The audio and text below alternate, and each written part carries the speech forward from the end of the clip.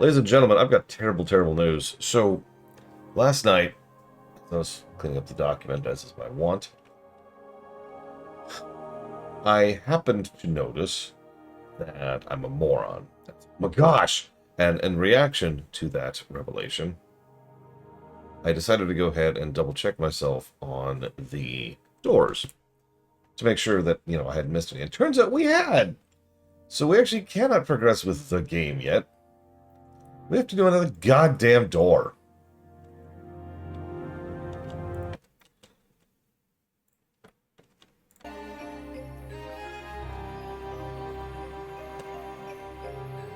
It is a star door. You can see it right there.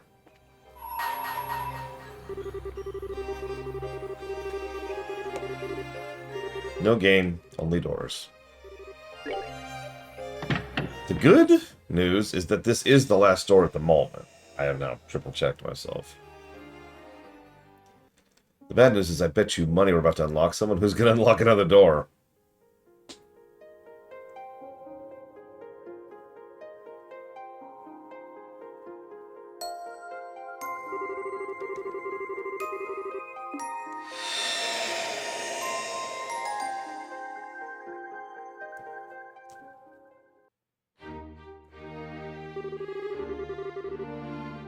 Roughly 2 months after the crisis that struck Liberl came to an end,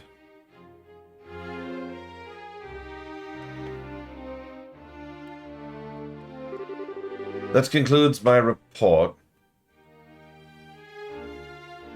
That's actually a good question, Darkrai. I know that semi-recently GameStop was trying to offload their stock, all of their stock, but I don't know if they were specifically selling anything retro. And I haven't walked into a brick-and-mortar GameStop in about 9 years, give or take. That concludes my report on all that transpired here 2 months prior. I really cannot thank you enough for your above and beyond efforts, Captain. Bringing the end of the chaos, restoring hope to its people is no easy task. You be truly proud of yourself. Your Majesty, please, I have done nothing to deserve such praise. I would beg to differ. Yep. Yep. Everything's cool. There's going to be a promotion. There's going to be a medal. My contribution is but a small part for the greater whole. I don't deserve praise for what happened.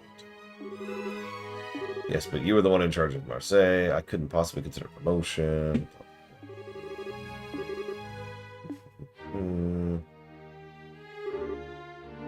Caviar.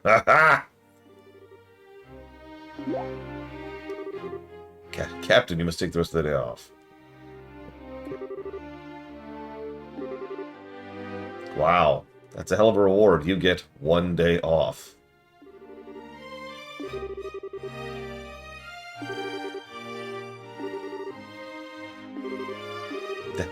That's not even a joke. Literally. She just said that I could give you medals, but I'd rather give you something more tangible as reward for your service. And so she offers her a day off.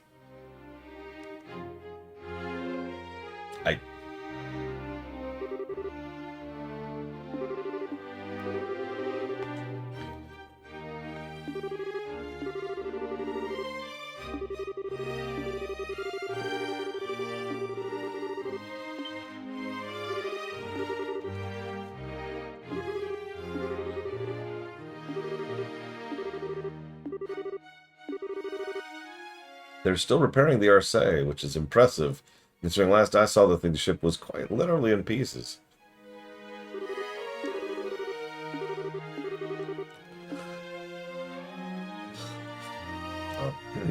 Claudia's already left. She's gone to inspect the royal villa. I'd like to accompany her over, if I'm truthful. I suppose it comes as no surprise. You've always put yourself forward to escort her at every opportunity. Can't say I understand why. Simple escort jobs are well below your current rank. Oh well.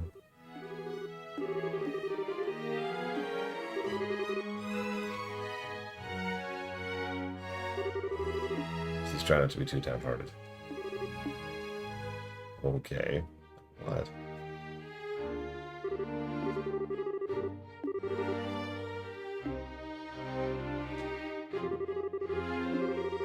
incredible how much Duke Dune's changed.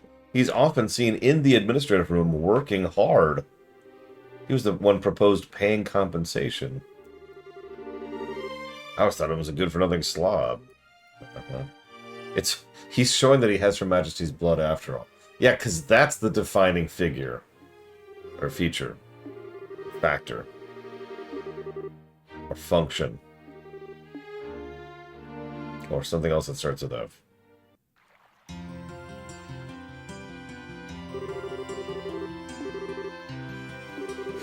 Haven't had a day off in so long I don't know what to do with it.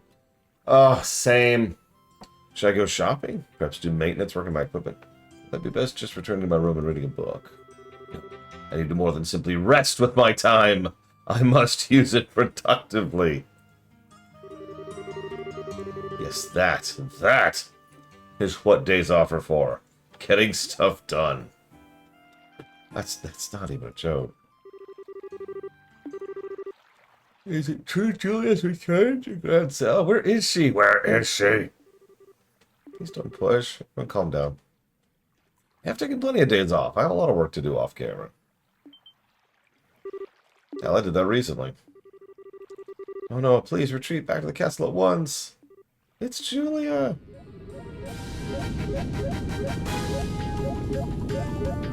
Ah, idle culture.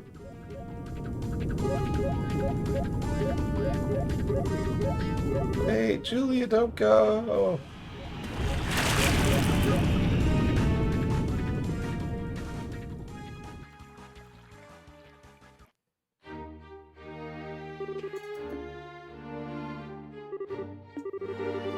We've locked the castle gates.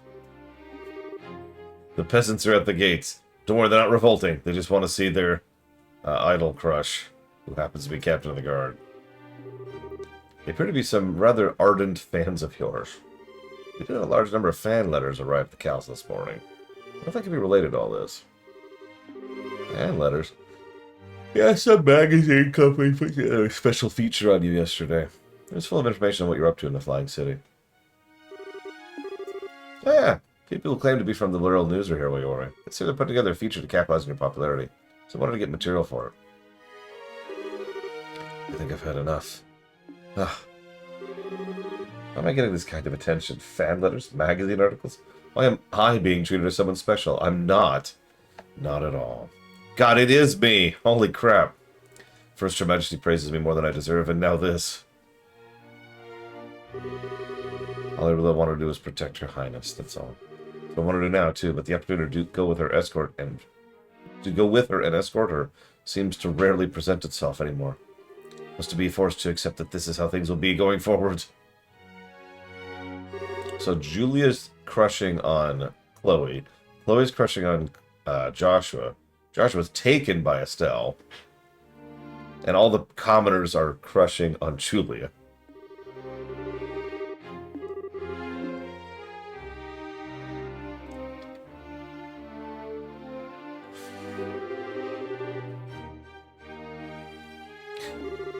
Something the matter, Julia?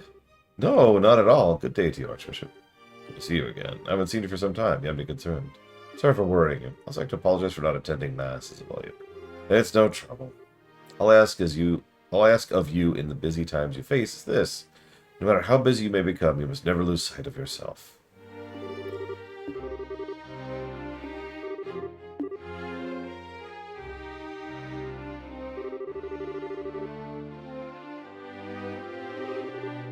Archbishop, please wait.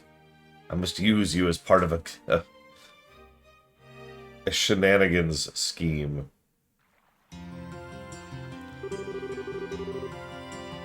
You know, I just noticed 100% of her fans are female. Please move back from the gates, please, just a little more. Can we remain calm? Julia, she's coming out, she's coming out!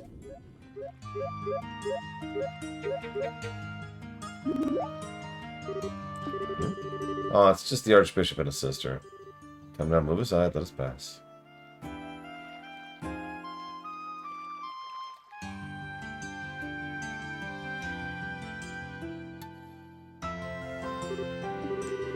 Looks like your plan ended up working.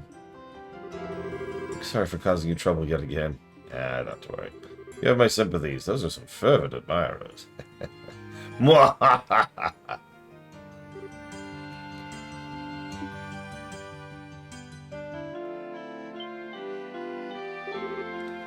Major Vanter? What's he doing here? I thought he already left Libero. It's quite a surprise. I wasn't aware you were also a sister of the church, Captain Schwartz. I like how he instantly tells it to her. I should be back in Erebodi, but I still have a little cleaning up after that fool to do. So I ended up having to come back here again in the end. I would have liked to take the time to go and greet you, but the chance ultimately never presented itself. Nevertheless, I'm pleased we were able to meet again, Captain. Or is it Sister Julia? Major? Appears to me there's a little point in trying to disguise your identity from this man. Maybe you needn't bother? Regardless, I have preparations to make for this afternoon's math. Go. Goodbye. Bye, bye, bye. So that was the famous Archbishop Current, huh? Maybe I should take back that chance to introduce myself properly to him. Major. Probably explain how I ended up in this situation. I wish I could stay a while, but I really gotta get going. I could have gotten that close look at Julia, though. I thought this was finally gonna be my chance. She's so dreamy. Trials and Tribulations of Julia Schwartz. She has fans.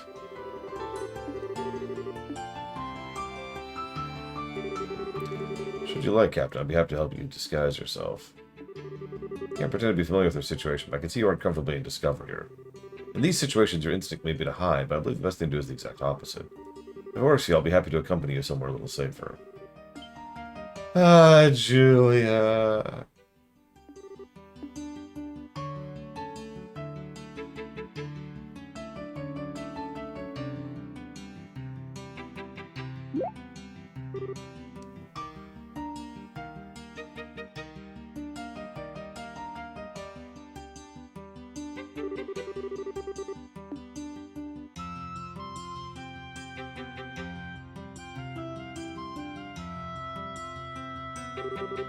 Well, this area seems to be empty. And then Weissman shows up.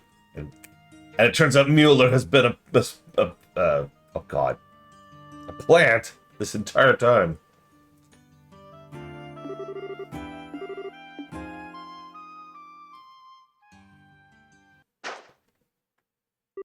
No, I mean literally a plant. He's actually like a ficus. Can't apologize enough for this, Major. I think nothing of it. I'm used to having to run around without being discovered. Usually because Olivier has caused some kind of predicament. I can see that. Still ashamed of what happened. Let a simple commotion like that ruin my plans to go outside the city for my day off. I wasn't able to calm the situation at all. I won't even be able to leave the castle without resorting to a disguise. I'm not sure you've had any reason to be blaming yourself here, Captain. Afraid I must disagree. As a member of the Royal Army, I am utterly useless. And this isn't the first time I've felt that way. During the coup d'etat, I was powerless. She had been able to protect Her Highness, yet she ended up being captured and placed in danger. Same was true when Grancel was attacked by Ouroboros, too. Not only could I not protect Her Majesty from being endangered by them, I wasn't even able to be anywhere near her. I of all people should have been right by her side in her hour of need. How dare I learn of what happened only after the fact? I'm not fit to even serve them. How old are you? Well, I can certainly understand your frustrations. They were both safe, were they not? Surely that's what counts above all.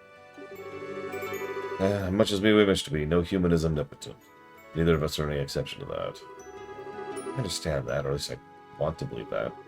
To make matters worse, now I found out there are magazine articles about me, making out to be some kind of great hero. Just talking about me being promoted. I don't even feel like I've done my job in a way that's worthy of praise. Never mind deserving a higher position. No, none of that's what bothers me most. If people want to give me greater praise than I deserve, let them. Receiving a promotion isn't a cause to be unhappy. It's the opposite. On paper, anyways. But in reality, it will result in me becoming busier because of my new duties. Which will result in me ending up even further from Her Highness than I am now. I'm a little envious of you, to tell you the truth, Major. You've always been able to go and escort Prince Olivier like it's the most natural thing in the world. Maybe you weren't always by his side, but when you were needed the most. You did more than escort him, too. You were able to help him aid him in ways beyond the call of duty. By comparison, I can't seem to be able to help Her Highness at all. I can't even lend an ear when she's plagued with worry. When she was agonizing over whether or not to assume her position as Crown Princess, I couldn't do a single thing for her.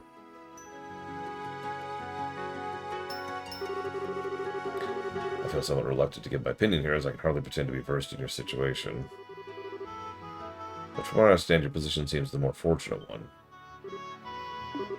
How so? What exactly do you mean?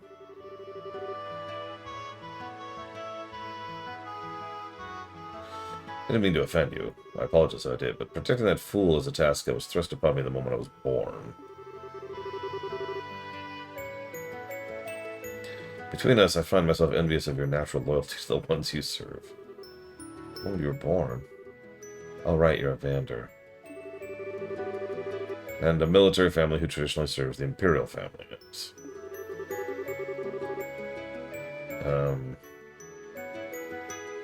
I don't even see it, Poses now. What's the post? My luck for anything less than a hectic life ran out the second I was given it, I fear. It's certainly a great responsibility to be destined to fulfill. Especially when you're chosen to protect Prince Olivert, of all people. Quite so. Still, my point stands. I believe that it's a happy, fortunate thing to be able to serve and devote yourselves to one you truly care for. I may hardly be an expert on the subject, seeing as Her Highness is much less of a handful, but am I wrong? No, I see your point. Perhaps I should be able to sit and worry about something like this as a luxury. Although whether someone who isn't able to defend Her Highness can really be called a member of the Royal Guard is another mission entirely.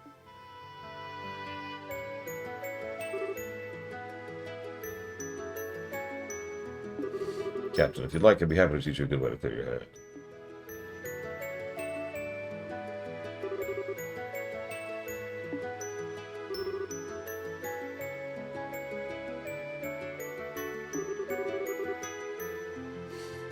Let's keep this off the record. Oh.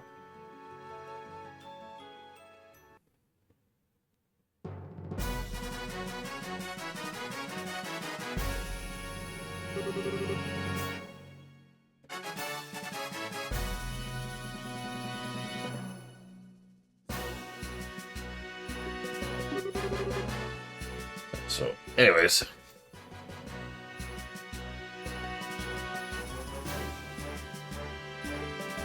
So, that sounds like another byproduct of the outsourced PR team. You know, the one that sucks at their job and has no idea what they're doing and is screwed up constantly.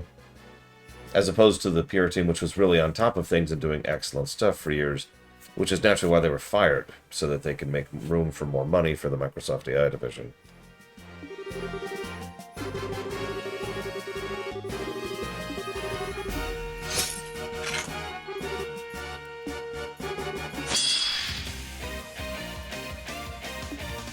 Seriously, the PR team was actually doing a pretty good job for, I'd say, a couple of years at this point. Like, since Dragonflight launched, at the very least.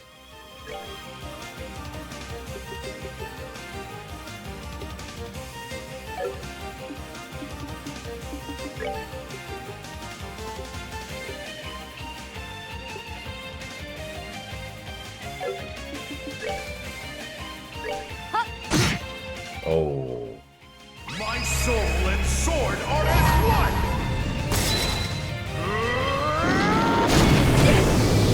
Well, shoot. For the sake of my master. That wasn't Blizzard who did that, Darker. That wasn't Blizzard at all. Well, I was going to counter that, but then I got a sub from 2 Base Master. Greetings.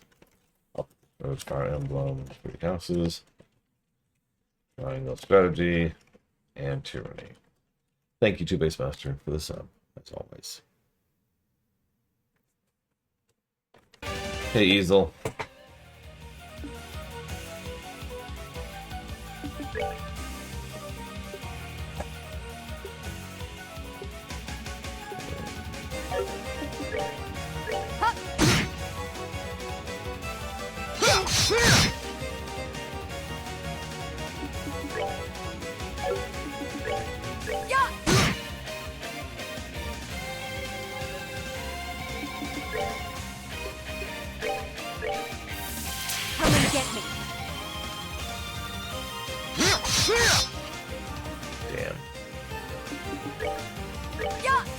But yeah, like, honestly, the new team, again, the outsourced team,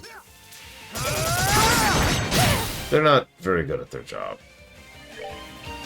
Ignoring the obvious fact that they're just really low-quality crap posting and memes, there's also the fact that they've been demonstrably wrong several times. Like, just straight up giving wrong or inaccurate information. Or, for example, imagine... I don't remember specifics right now, of course. But imagine, you know, they're doing a post to promote Pandaria, and there's a picture of Deathwing in there, right?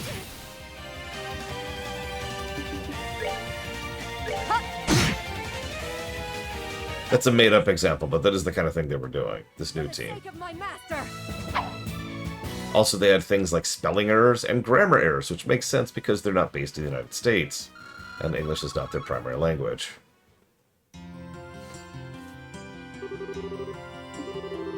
That was a surprise. I had no idea you were this strong. Surely you jest. I can tell you were holding back against me. I only wish I could say that was true. Looking forward to your next chance we have to do battle. I'll strive not to let you down.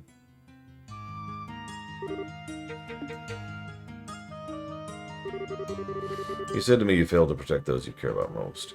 What did you lose because of that? I'm not sure I understand. The easiest way to determine the true worth of something is to imagine how things would be if you were to lose it. When you do that, you start to see things for how they are beyond simple logic. Imagine you were vanished from the world, but you still possess the ability to think. Would there be anything left lingering on your mind? Anything would worry me? Something you wish you could do? If so, that is what you should do the most.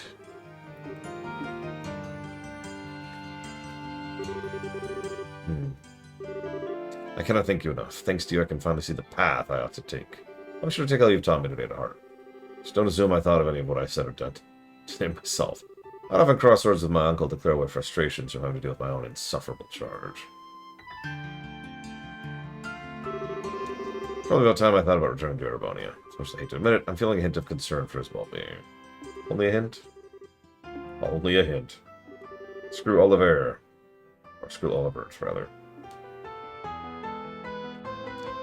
Death to Olivert. It was at that moment I made a decision in my heart. I'd do all I could to support Her Highness and this nation's future queen. But to that end, I resolved to accept whatever promotions I received. No doubt the further I moved up the ranks, the more chances to actually meet with her would decrease. But even if we can't meet in person, even if I have to do it from R, I'll be able to support her. Perhaps this decision is a selfish one, but Mr. Red must go to his appointment. That would have been a great time to end this, but of course these cutscenes do not know anything about proper pacing or editing at all. Now, I'm not even going to be nice about it anymore. This is silly. You may have noticed a couple more negatives cropped up overnight because I spent about an hour last night really cleaning up the document and codifying some of my thoughts on what's been happening, and yeah.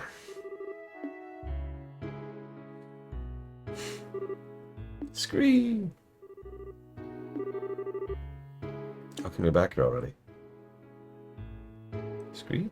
Do you think you're still over at the villa? I expected to be too, but there weren't many people today, so I was able to leave earlier than expected. Just a surprise to see you here, actually. I thought you'd have been given a day off. Oh, you knew? Indeed, I had. One day off. Anyways, the time we spent together simply flew by. My deepest thanks to Her Majesty for giving me the opportunity.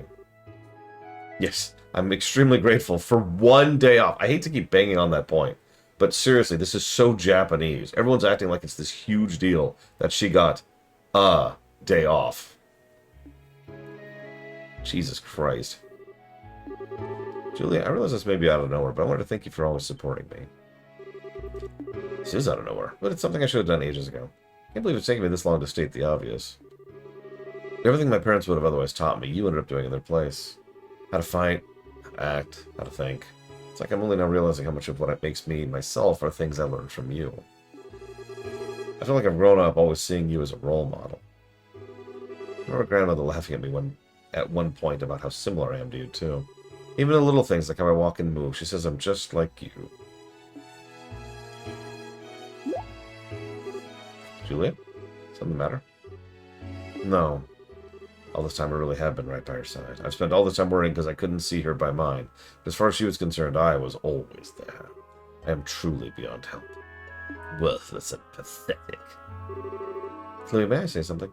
I don't believe I'll be able to wait upon you as I always have any longer, but even now, I wish to do all I can to protect and support you. I wish to continue being a retainer, your friend, and your sister as well. So please try not to overexert yourself during my absence.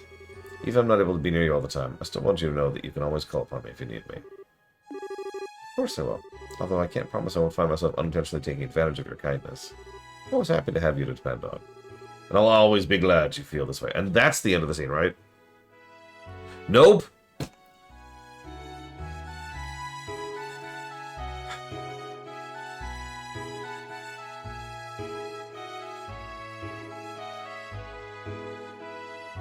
You know how people get upset at Lord of the Rings having like 9 endings? If Falcom was writing Lord of the Rings, it'd have 20.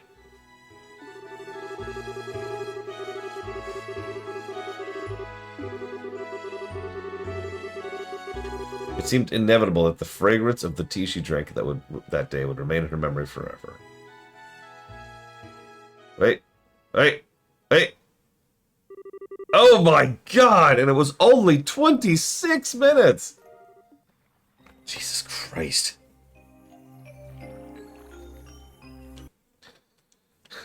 What's really sadly pathetic is 26 minutes really is short for these. That's one of the shortest ones we've had so far. In fact, I think it is the second shortest one we've had so far. I don't know why I'm saying I think. That is the second shortest one. The other one was like 16 minutes.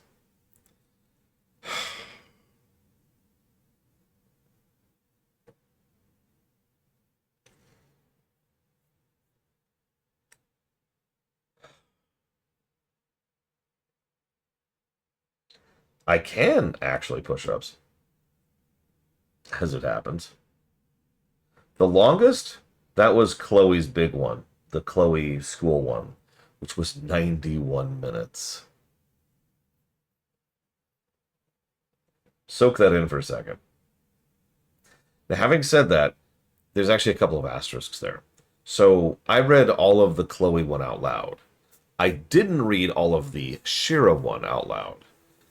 And the Shira one was 76 minutes. So it's actually possible the Shira one is longer. Like if I were to measure them equally. However, the actual longest by technical definition is the Tita one, which is the mandatory one. And the Tita one is so terrible specifically because of the fact that there is nothing in between. Like the Chloe one at least has a couple of moments of gameplay. And so does the Shira one where you have to roam around town or whatever. And the one we just did had the fight with Vander, right? But the Tita one had 0 gameplay. Like, actually 0. No technically, no asterisks. It was just a 44-minute, completely uninterrupted cutscene. That's the mandatory one, as a reminder. Oh my gosh. Okay. Whoa. Okay. We are gaming. Oh. Yeah, the Tita one is like, what? I don't mean to, okay, no. You know what? No. I am going to be negative about this. I am not a 3-year-old Falcom. This is not... one of the things that a lot of people started complaining about the recent trend, and by recent, we're actually past it at this point. But when the sequel trilogy first started coming out, you remember that era? And in Star Wars. And Disney had this thing for a while where they would go out of their way to do entire works, entire shows or games or movies or sections of movies, games or shows, whose only purpose was to explain in intricate detail, some microcosm of lore that was excessive, right? To put it very, very simply.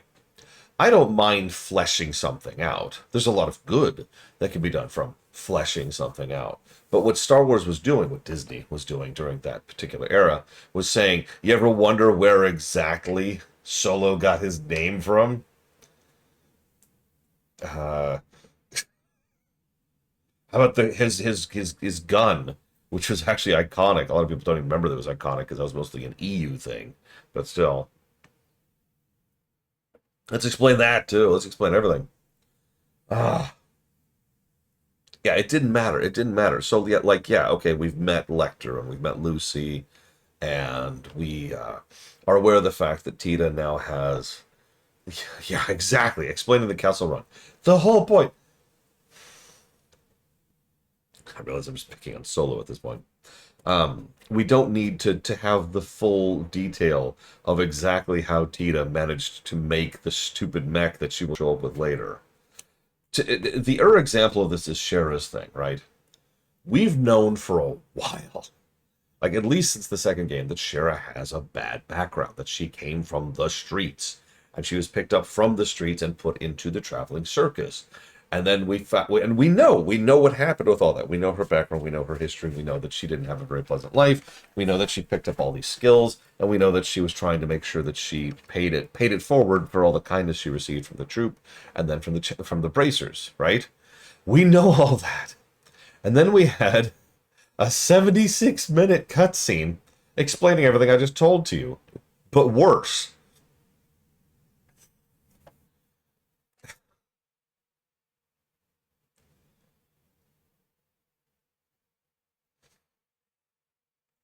I mean, frankly, and I mentioned this during my own rumination on A New Hope, based on the original script, which granted is not the final script, but based on the original script, and based on how Alec Guinness responded to the question, it's pretty clear that Han was just bullcrapping, right? He was just BSing, and it's like seriously, in your mind right now, or just rewatch it sometime. Watch Alec Guinness, watch Obi-Wan's response, where he just kind of does this and raises his eyebrows a little bit, like, uh-huh. That's it. That's it. That's all we need. Right there. That's the explanation. His reaction to that, and Han's general desperation in the moment, is all the explanation we need. But no. Let's do this whole thing where they go through the Maw, which admittedly was actually a cool sequence, I'll give you that.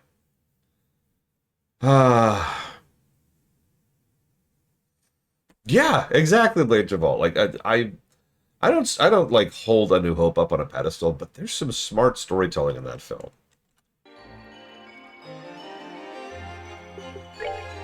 Basically by accident. Anyway, so we're actually done with doors for the time being, for realsies, until we get another character, at which point we're screwed. So enjoy that.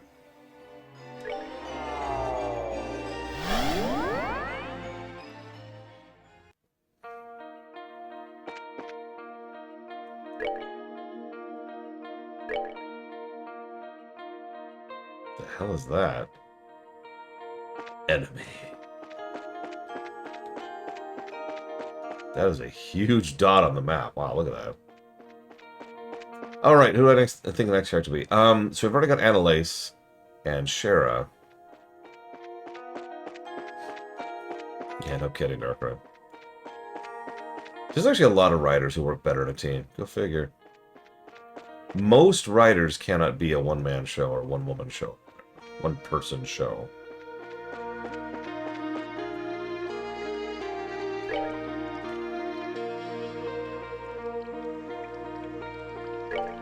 In the original script, yes, Loner, which is what I just referenced. Now you're not listening to me. Oh my god. So we have at least 2 more moon doors that we know of. Oh god. Oh god.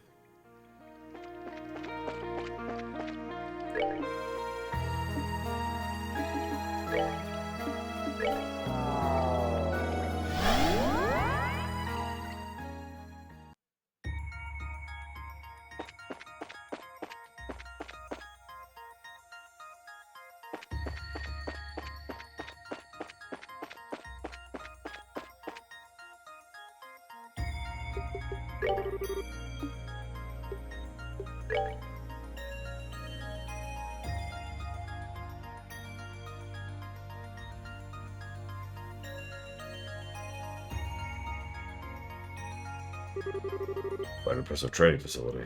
Here's a place to stealth in your final training exercise. Those are the inside similar to a maze. There are even parts that are pitch black. Oh yeah, I should mention this because I pulled up a guide about doors, and it had a few other tidbits. And I have to share this because This is kind of a dick move. I'm not going to ding the game for this, because generally we don't consider achievements to exist for the most part. There's an achievement in this game for doing 300 battles without running. There's a part of this dungeon that we're about to do, which is pitch black, and you don't have the goggles, which means you have to run from those fights.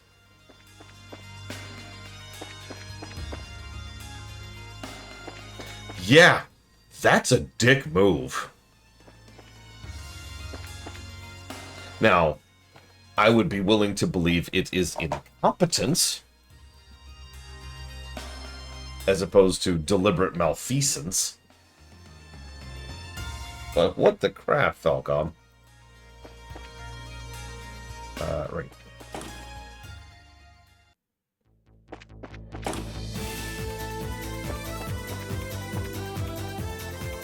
All of a sudden we're in a Yeez game.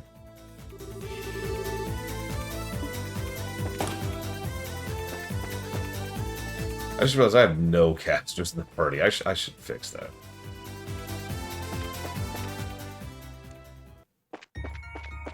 Seriously, that sounds like Yeez music. And that's not a bad thing.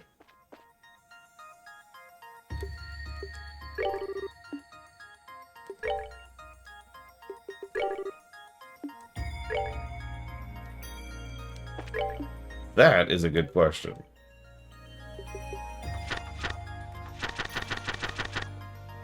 We're at 200 right now. And remember, I haven't been avoiding combat. And I've been doing all the doors.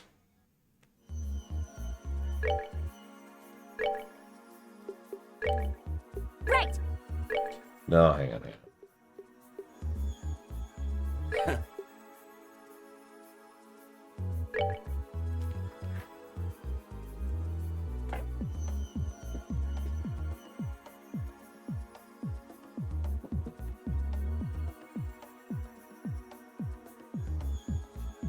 If you say so, Blade Default. Not sure I agree with that one. Damn it.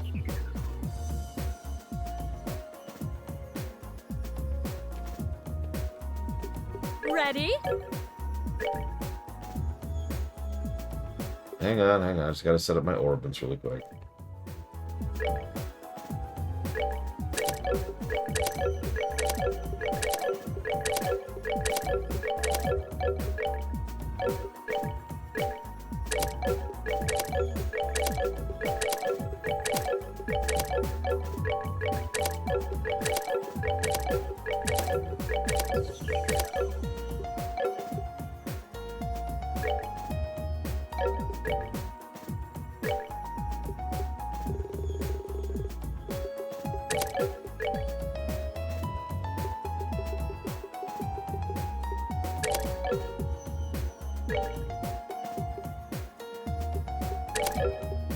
I'm only doing this once, but I was curious what would happen if I actually followed a quartz guide. Sorry, I stuttered over that so many times because I kept trying to call it materia.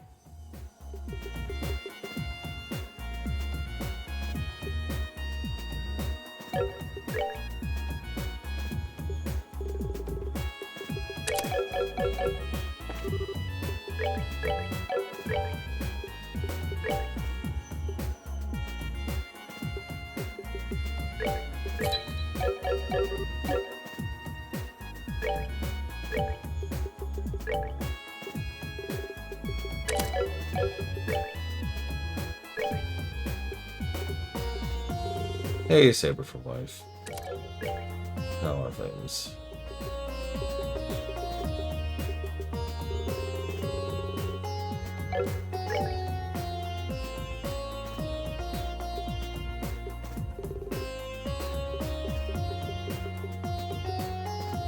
I mean, yeah, FF10 has a piece of gear you get for doing 200 lightning dodges.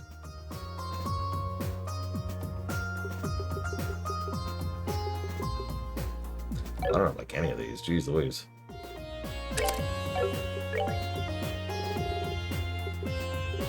I really don't. Okay, so we'll cover her.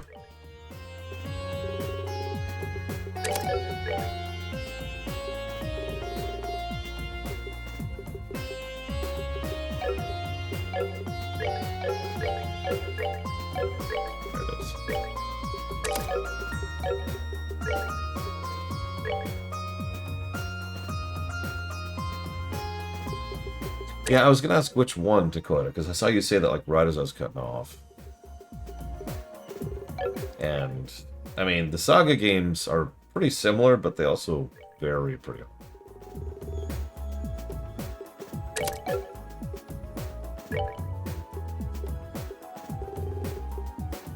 God, I do not have any of this crap. Okay. I don't think I can afford all this junk.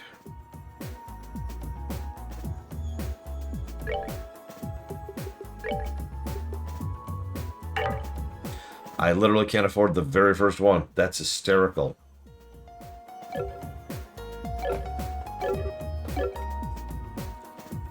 Wow, okay. I don't know how much grind you expect me to do there, game. By game, I mean guide, but wow. Change my mind. Screw the guide.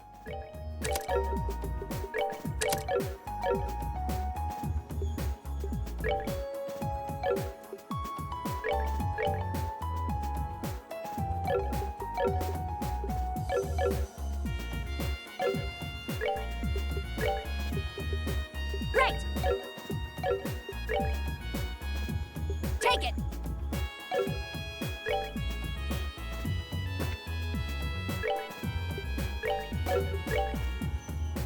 So, speaking of really strange UX decisions, why this? Let me explain a little bit. So I'm currently looking at Julia's screen, right? So I can see Julia's screen, Julia's orbments, Julia's spells, and Julia's quartz, okay? Cool. Now what am I looking at? Oh, that's right, Julia's. How about now? Still Julia's. Julia's. The only way to actually switch to someone else is to select them, which also switches which layer we're on. So the only way to check people quickly is select cancel, select cancel, select cancel, select cancel. Why? That is such a bizarre choice.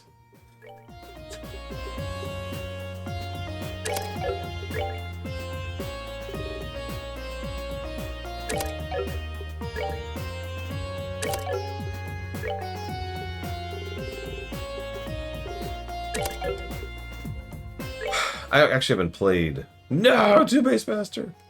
I actually haven't played the Frontier Saga games. I've played most of the Saga games, but appropriately, not the ones you played.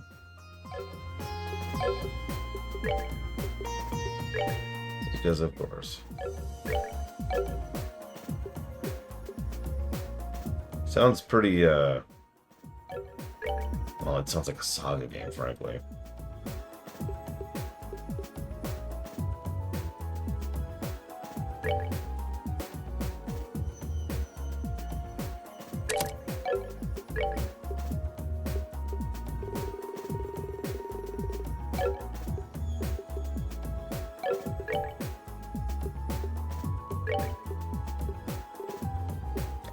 Can't afford cast too.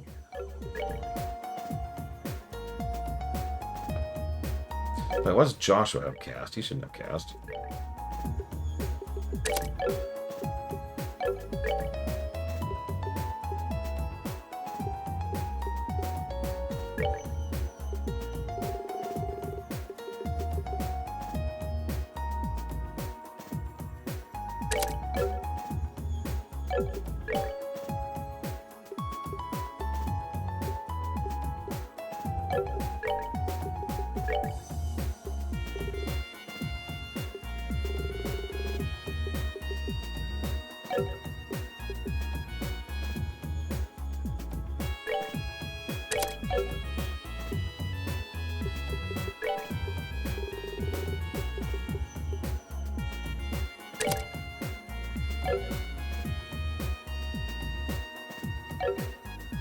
That'll have to do.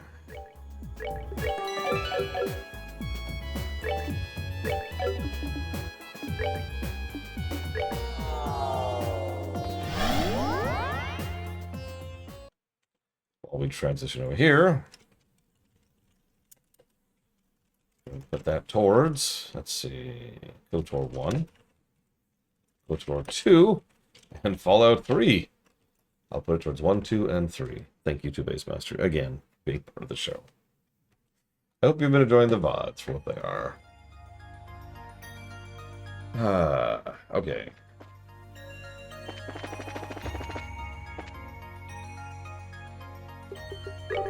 Get back to the bop, shall we?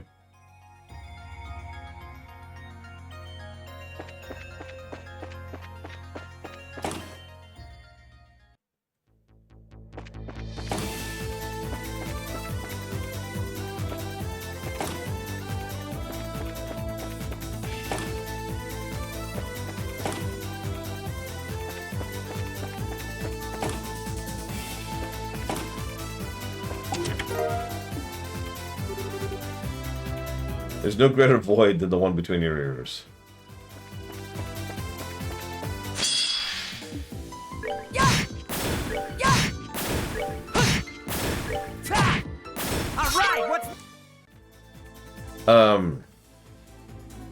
I would bet money that any similarities between 2 and 15 are completely coincidental. To answer you simply, push-ups. 15 wasn't very planned out, is the nice way to put that.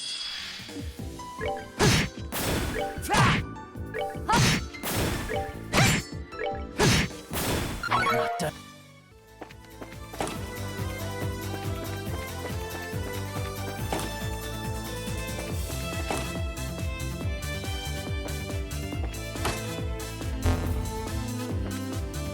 Yeah, remember, 2 was the first Saga game. That's not even being presumptive. Like, 2 was the first Saga game, made by the team that would go on to make all of the Saga games. For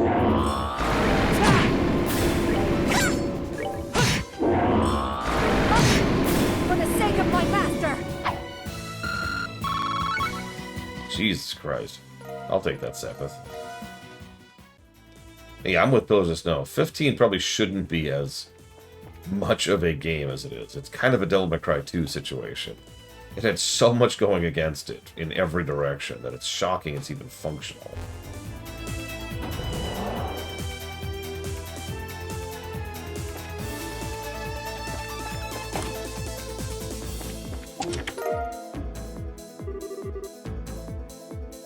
They tell you to have a barrel of fun, but come on, we don't call them treasure barrels. Why is that? We need that to be a thing in Donkey Kong. Treasure barrels. Also, werebats. That's moving.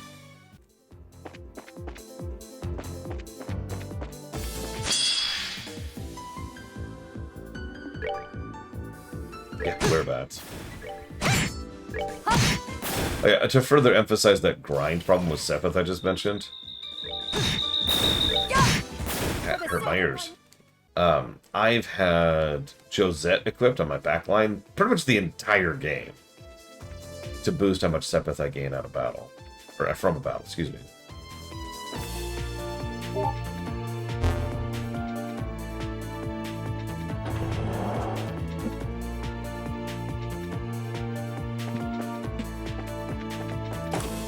Well, the amusing thing is I can't disagree with that push-ups because I refuse on principle to ever review FF15 again.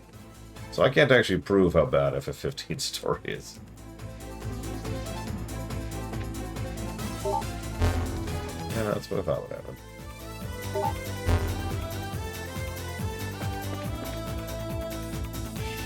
No, Skyrim's perfectly fine. Elder Scrolls 6 is kind of in like a soft veto state right now. The actual unironic move... Oh my god. I should move to a palace. That way I could be a court chester.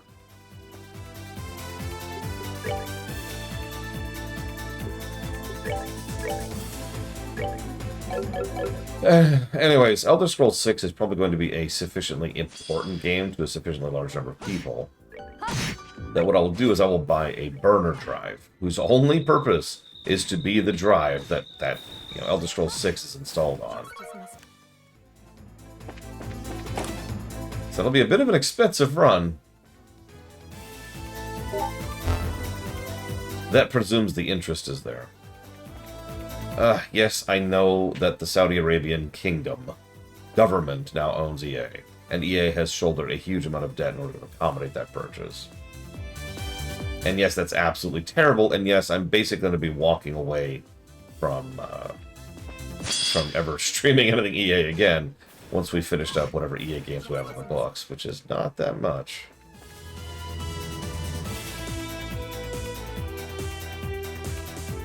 It's not like it's the end of the world.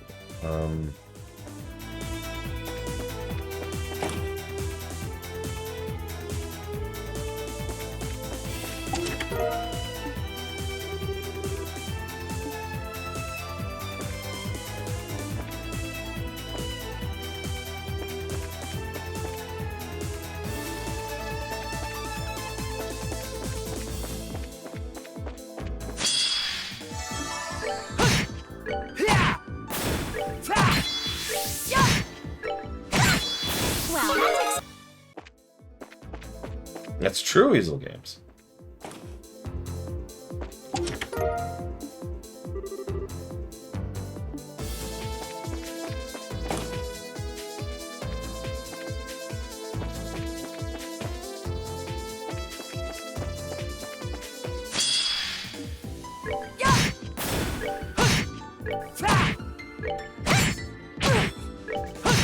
I mean, I didn't like that scene, the one that Pushups is referencing, but I didn't like Gladio in general. I don't think I gave him a single positive last time I reviewed that game. And by memory, I stand by that. Gladio was there to be the drama button. That's kind of it. The other three actually had pretty good dynamics with each other, in addition to being good characters in and of themselves.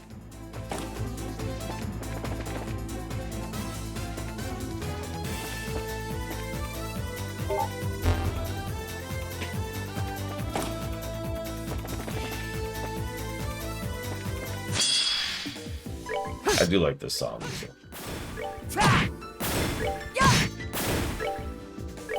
When did Frontiers come out, anyways, Dakota? True, Gladio's DLC was just kind of there. Promptos and Ignis's were character-focused, which probably didn't help anything.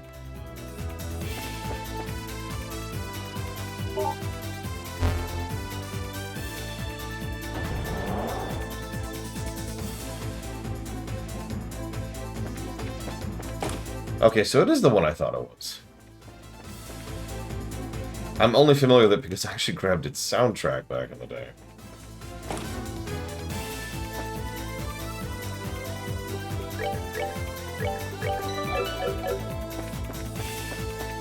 Oh, that's a dick move. Did you see that? There was actually an enemy in there.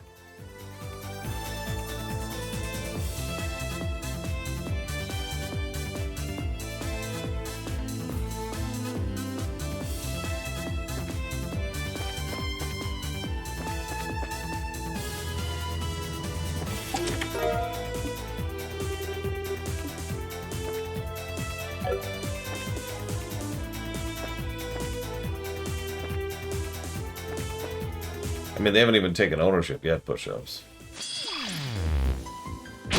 No! And run.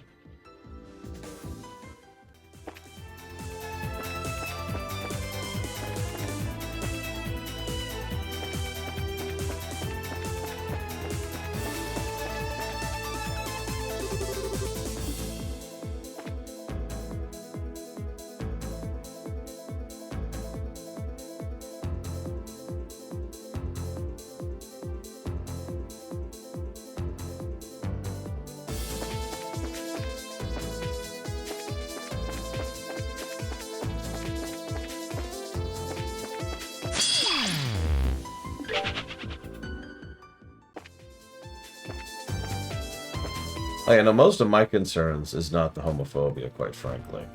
Most of my concerns is that they're going to just ruin the products and IPs constantly. They're not China. Right, guys? They're not China. Right.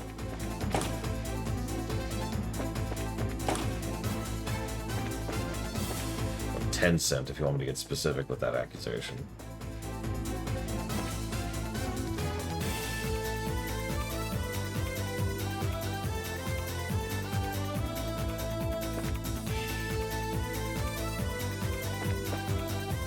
No hope on that one, Pillars of Snow.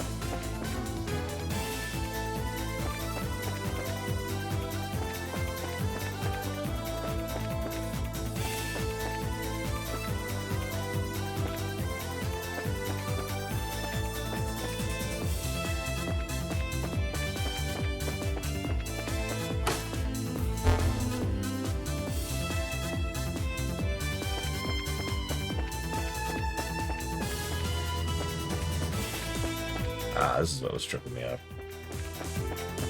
I think.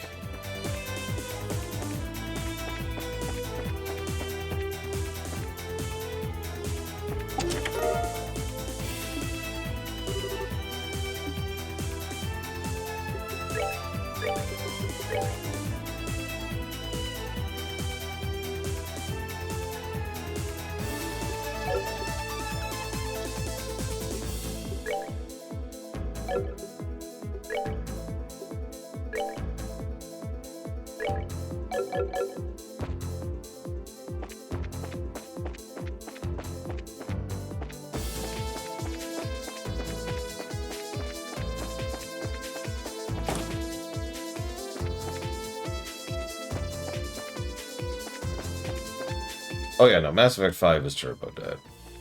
I didn't have high hopes for Mass Effect 5 originally.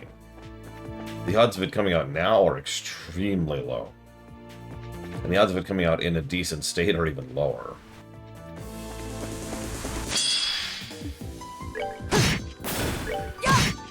For the sake of my...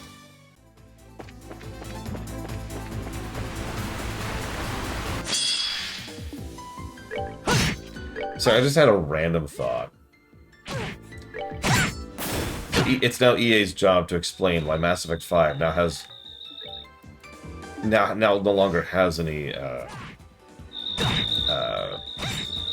homosexual options with regards to romance. You know, and a series kind of known for that. Oh, there.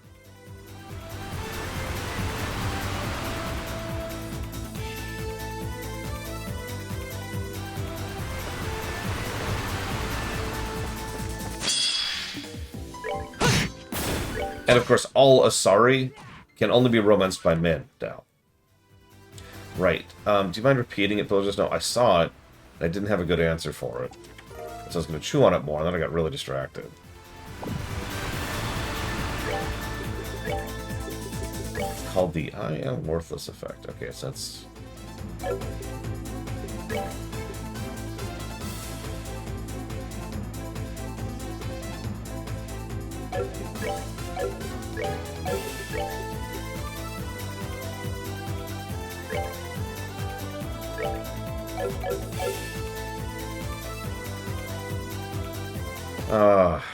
Right. That's why I had trouble answering it, because my initial answer was I wouldn't. But, okay, so... Joke character. Alright,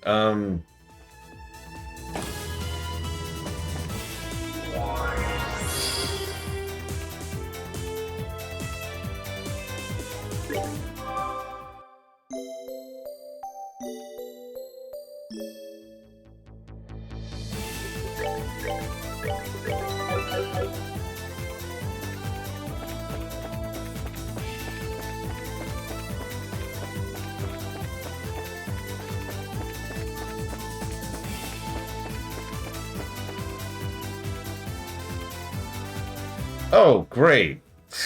That's cool.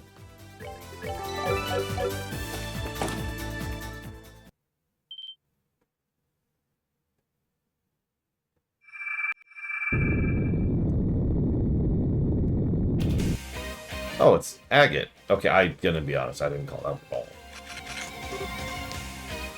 Of course, that means we're gonna unlock the Tita 2 cutscene now.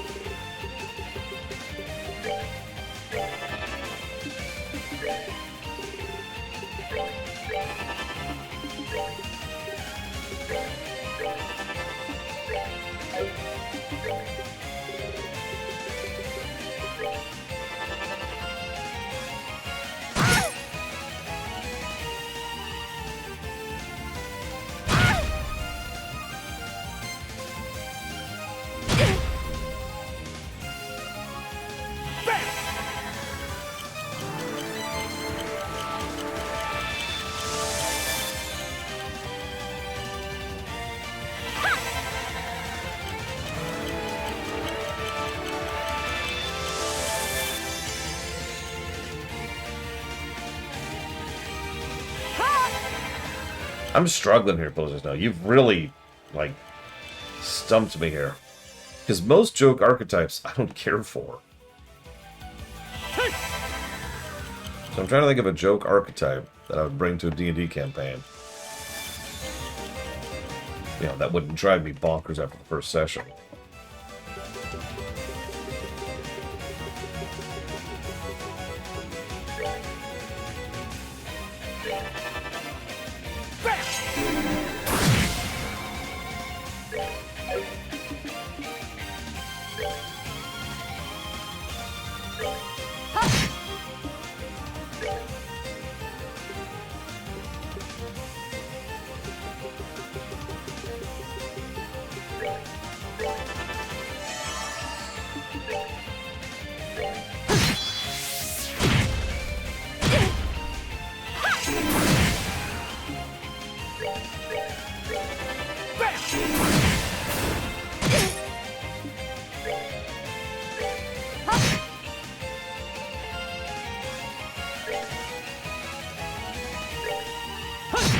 I don't remember who Frank Drebin is, but the idea of doing a full noir character sounds interesting.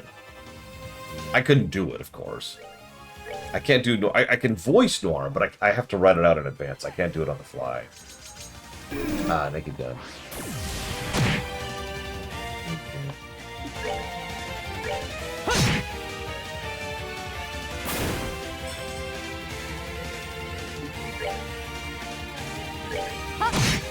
Immune to fire damage, of course.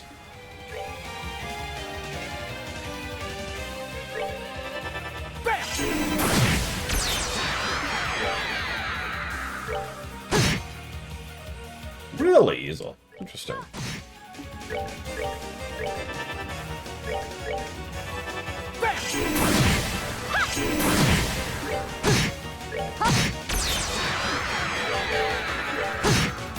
Okay, we killed him before he could move. We did it! We're safe.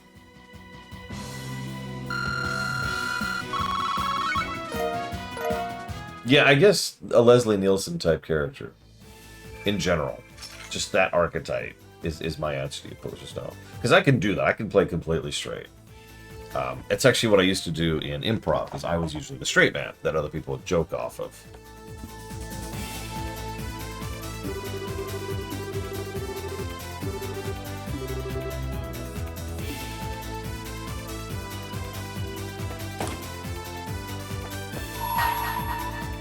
So what do you want?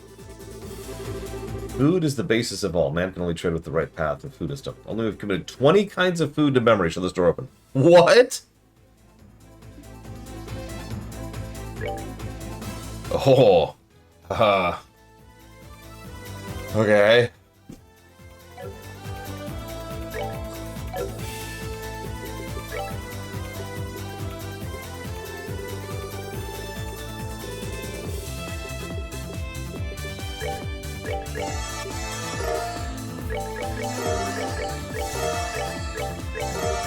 Kevin, eat all this.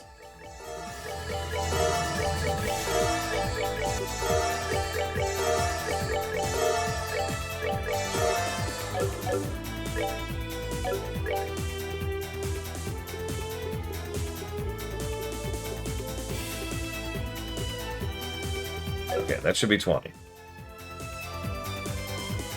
You're kidding, Mook.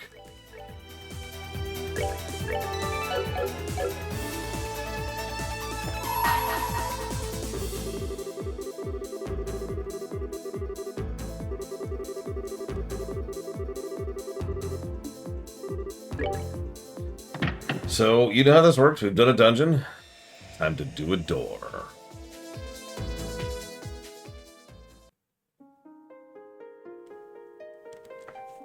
Ugh. And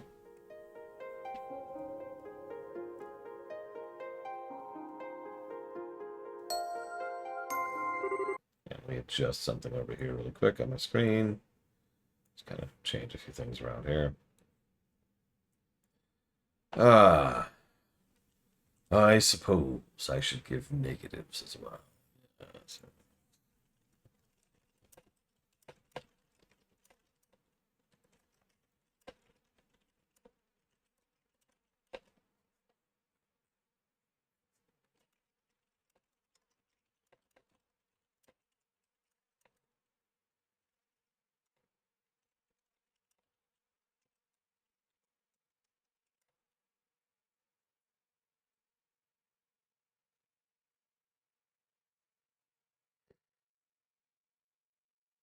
How do you open a door? You mean kick the door open? No, no, no. Open the door. So you mean like with your shoulder? No, no.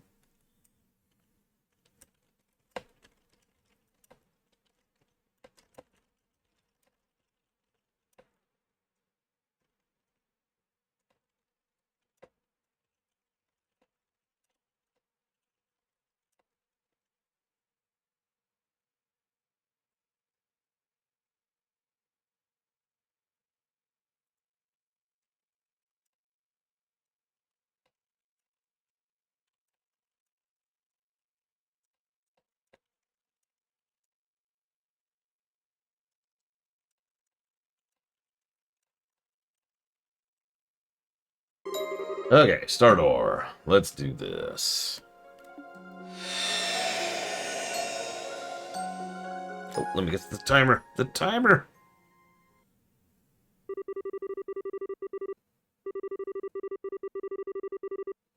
Why don't you guys try becoming bracers? Those words were all it took to set the wheels in motion. 3 young men Estelle had spoken to, Dean, Race, and Rocco, were leaders of a group of delinquents who spent most of their time in the warehouse districts of Rouen. In the light of unprecedented chaos that swept over the barrel, they soon began re-examining themselves and their lives. And after much thought, they agreed that the path of the Bracer, a protector of the land's peace and its people's safety, may be the best road forward for them.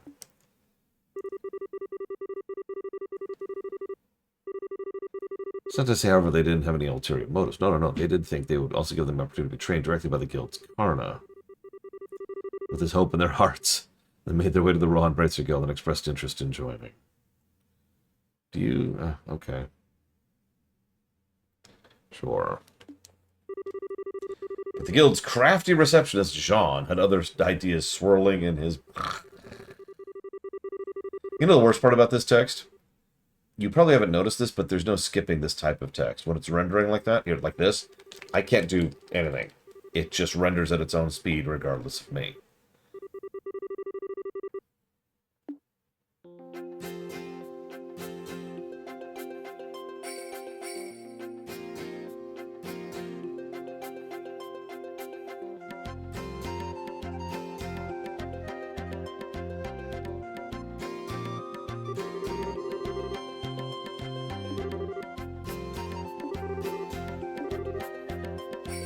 Why did our first test of fresh air outside of Rouen have to be somewhere so weird?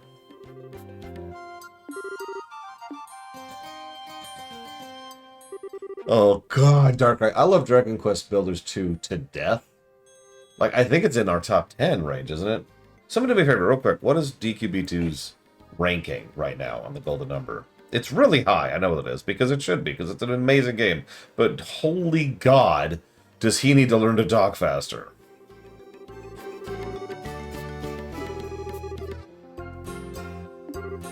I mean, Lord knows I have less patience than... Well, actually, I have a lot of patience, but I have less tolerance for wasted time than most people.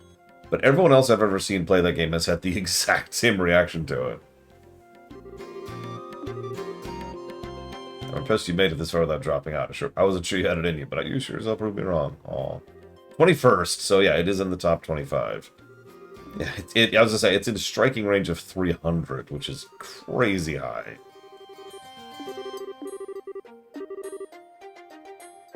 Go through a cave.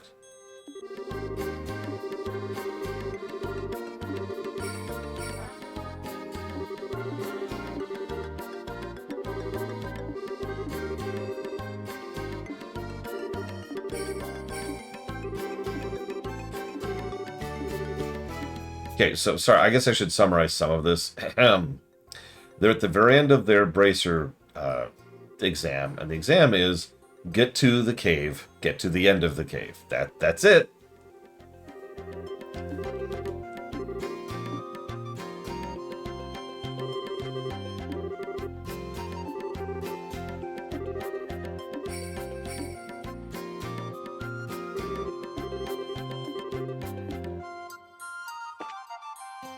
Now we're playing these three yahoos.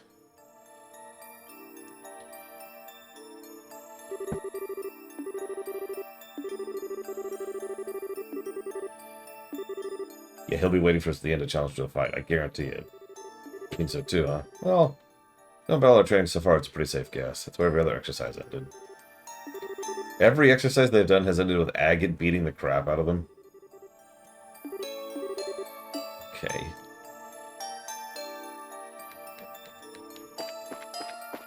I mean, he has certainly gotten better in the second game. He hasn't even been present in the third game.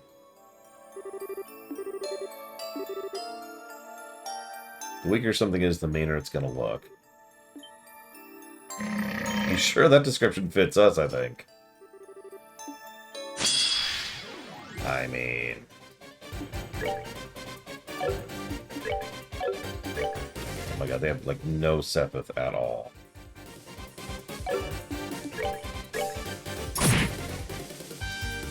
No EP either, so... Looks like they have identical arts, excuse me, crafts as well.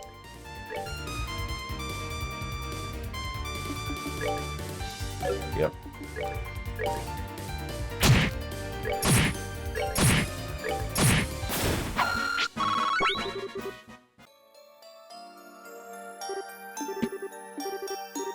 We were stronger than this. It's not that we're weak, the monster was just that strong. Agate didn't say anything about this. I have to go and choose here. So much for your theory. The monster didn't look strong, it was strong. Call that strong? You gotta be kidding me. Gonna act like it's no big deal, ain't gonna impress us, you know. We can see you struggling the whole time. You even need your eyes checked in. Anyway, who cares how tough it was? Let's get moving. We got work to do.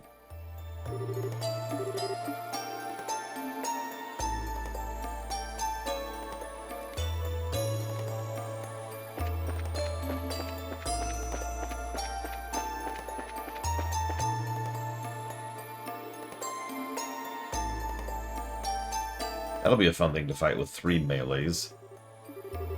And have no magic.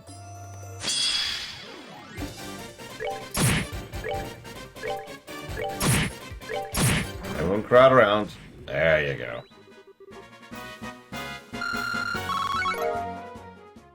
I noticed they're not voiced either.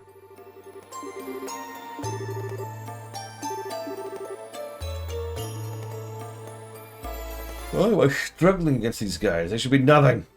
Damn it, damn it. Calm down, Rocco. It's not like we can't take them. As long as they take things... As long as we take things slow and rest after every fight, we got this. Rest after every battle? We need to take a break after every loser of a monster like that. How are we going to catch up to that asshole? Is this really the time to think about that? Next is going to be a breeze. It is! Rocco? He's trying to let his temper get the better of him. 3 losers push up. Well, 2 losers. No, 1 loser. We'll go with 1.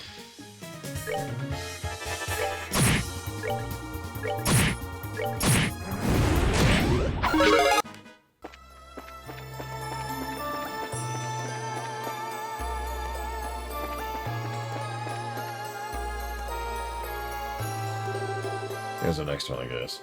No way we'll struggle against this guy. If you're so sure after the other fights here, there's no way I'm letting my guard down this time. Stay cautious, guys.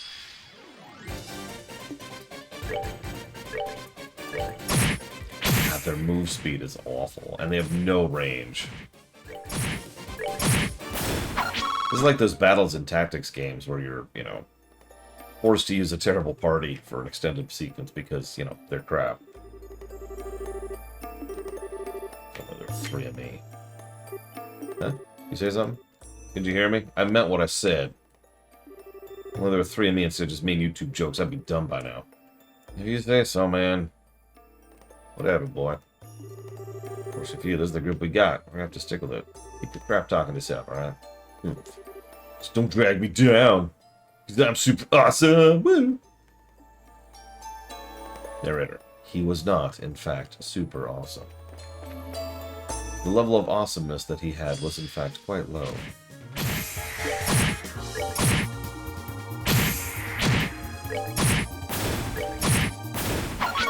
Oh god, I bet you Bastadio still sucks. Hi, Zar. That's, what, like tomorrow, I want to say? Or maybe Friday. I know it's really soon. Oh, my back's fine. I'm in pain every day, but it's fine.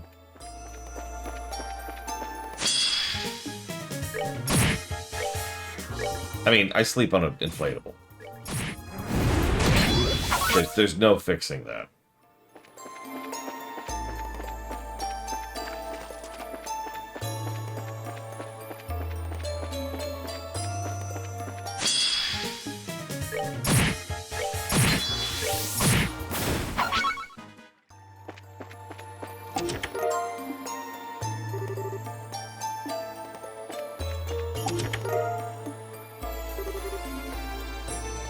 The lock on the front of the chest is just painted on. Oh, apparently FFTR is out now. I heard some of the voice acting was weird. Guess we'll find out someday. I need to figure out who the majority shareholders that run, and then ask them which version we should stream. I think it's Ventures.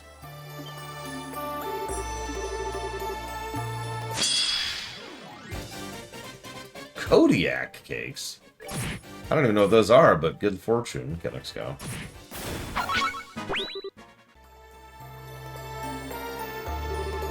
Scared the heck out of me. No doubt, who'd have thought a rock could turn into a monster? Maybe you wouldn't have been scared if you hadn't been such a dumbass. What was I just saying about dragging me down? Sorry, man. What about my Dios? That goes for you too, Dean. They're gonna grow out of being such a damn coward. I expect we're never gonna get through it by sundown. Every time I cut the dead weight, went on by myself. Then go. What was that? You heard me. If you're that determined to go by yourself, then go. You're the tough one, right? You can handle everything yourself, right? Why'd you want a bunch of weaklings like us? Get moving, tough guy. I'm not saying that again. Besides, the only reason we're even in here this game right now is because you thought this was a good idea. I'm sick of it, and I sure as hell don't want to be told I'm getting in the way by the guy who forced me into this crap. Come on, Race, we're out of here. Yeah, I'm good with that. I know when I'm not needed. No point in hanging around after being told I'm dead weight. So it's gonna be a see you never.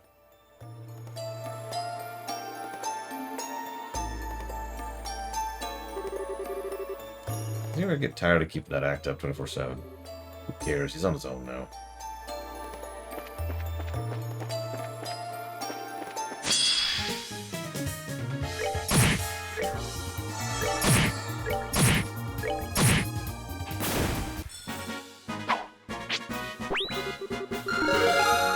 I mean, they're like 20s.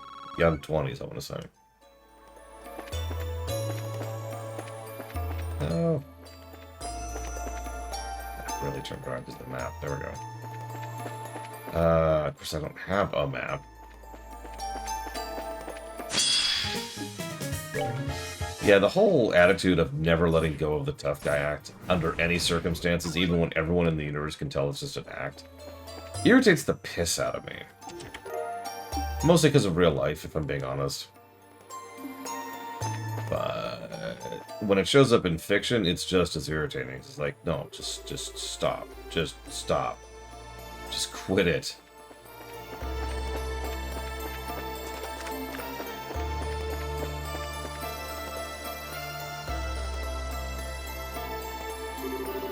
Think Virgo's still alright? He might be pretty strong, but the monsters here are like way stronger than any one of us. Who cares? He was the one who said he wanted to go ahead without his own. He made his bed. Let him lie in it. Let's see one like this before.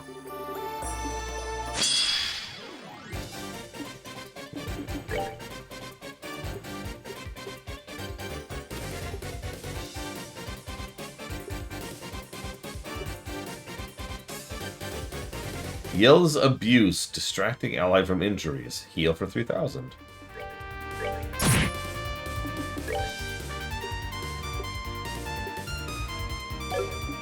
Wow, their crafts are all support. Except for the final one.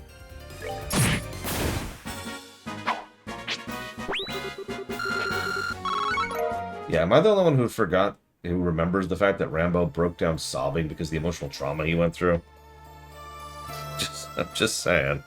Ultimately, the best scene in the film. Rocco's walking alone in a place crawling with monsters like that. Hey Dean, I feel like this really ain't the time for us to be fighting each other and trying to act big. Hey Race? Yeah. Have you seen Rocco show any sign of weakness before? Ever? No. Now you mention it, no. Same here. He might be pretending he's strong all the time, but he never lets any sign of weakness slip or whines like we do. He's always the one pushing us and trying to make us better ourselves.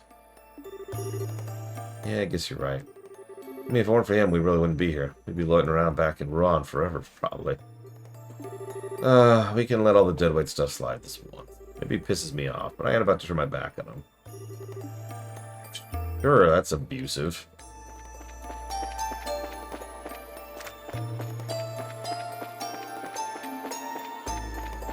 Honestly, there's only one Rambo film I've ever really liked, and you know which one it is. Now, Punch-Out! Or Rocky. I actually like several Rocky films.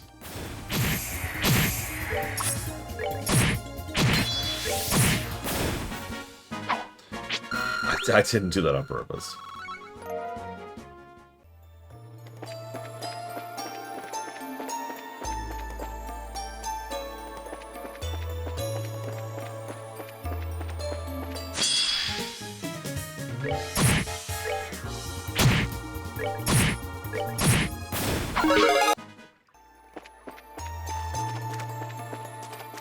Here's a weird question. Why do you have trash in an encounter where we're playing as guest characters? Who, like, aren't going to be part of the party once we're done with this little side story?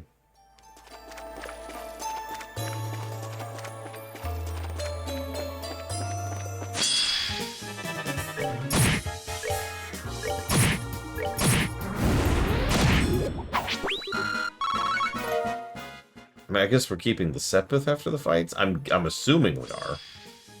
I'm not even sure if we are.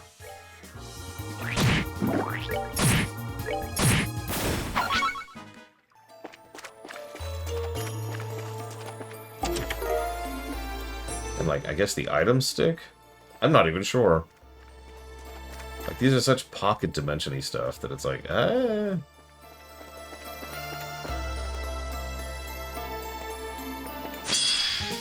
Yeah, see, that's the kind of thing I was talking about earlier with the FFT reference. I just couldn't think of any examples. I mean, it is kind of Rock'em Sock'em Robots Arspruce, so you're not wrong.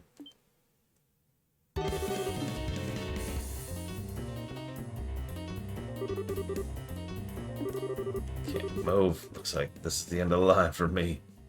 About time, loser.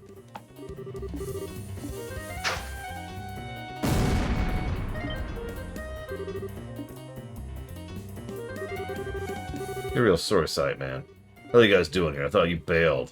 More like we came to bail you out.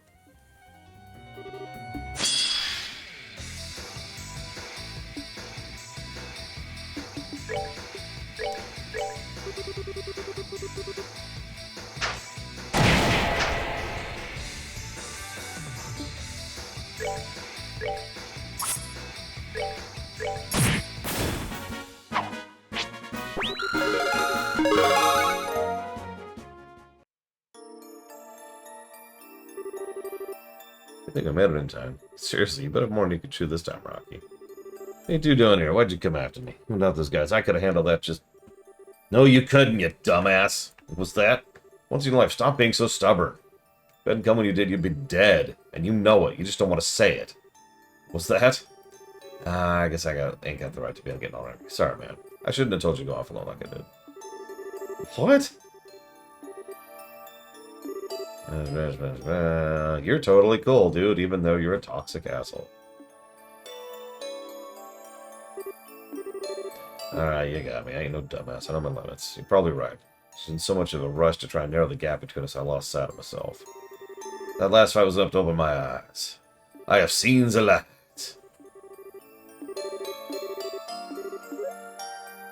That was... I think I just got whiplash from that.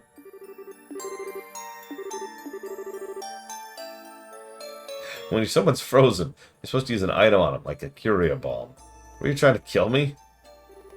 Hey, it did the trick, right? Ugh.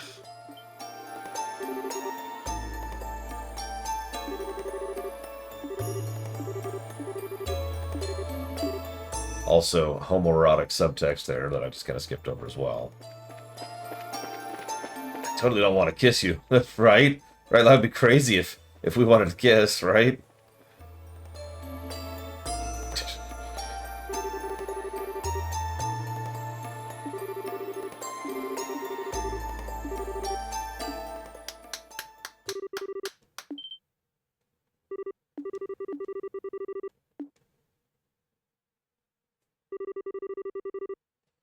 I've seen everything that's happened on the way here. I figured you wouldn't find it easy, but I wasn't expecting you to split up partway through. It wasn't your fault for picking this place. We wouldn't have split up if you picked some place less complicated. That's why I picked this place, dumb nuts.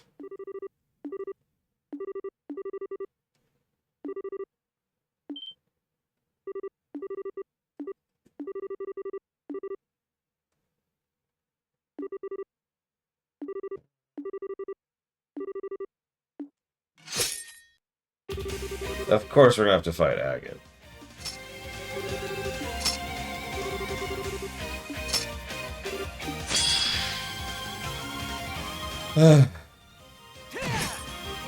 He doesn't even hit hard. Come on. Come on, tough bot.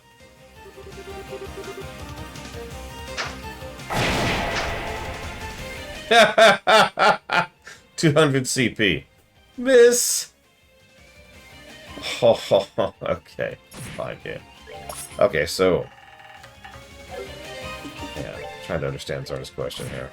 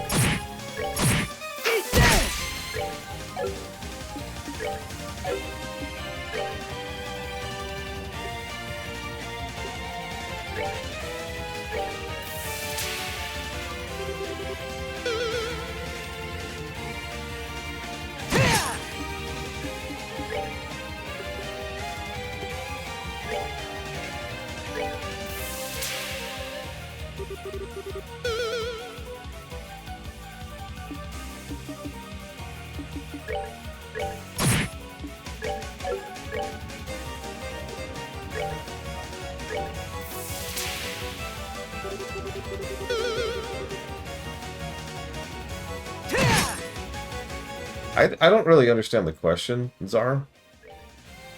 Like, I found... It sounds like you're asking me.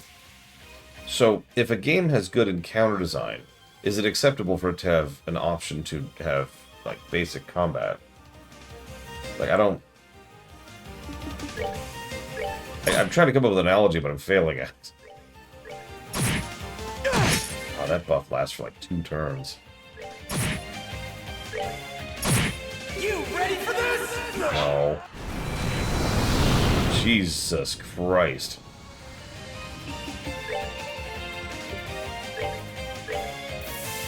Oh, Jesus. Now what, Uthor? I don't know if I can take any more important news in my life right now.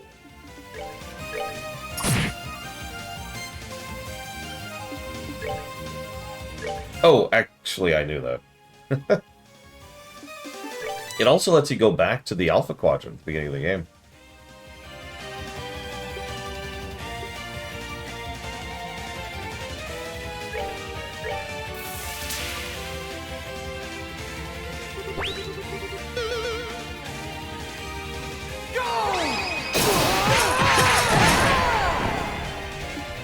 Okay, that was actually funny. You ready for this? No, I'm dead serious, Uthor. Now, what I think is going to happen, if you do that, is rather than it ending the game early, I think it's going to be like, we must abandon them behind, and it won't work. For whatever reason, it doesn't work. And instead, you get the detriments of, you know, leaving them to die, right?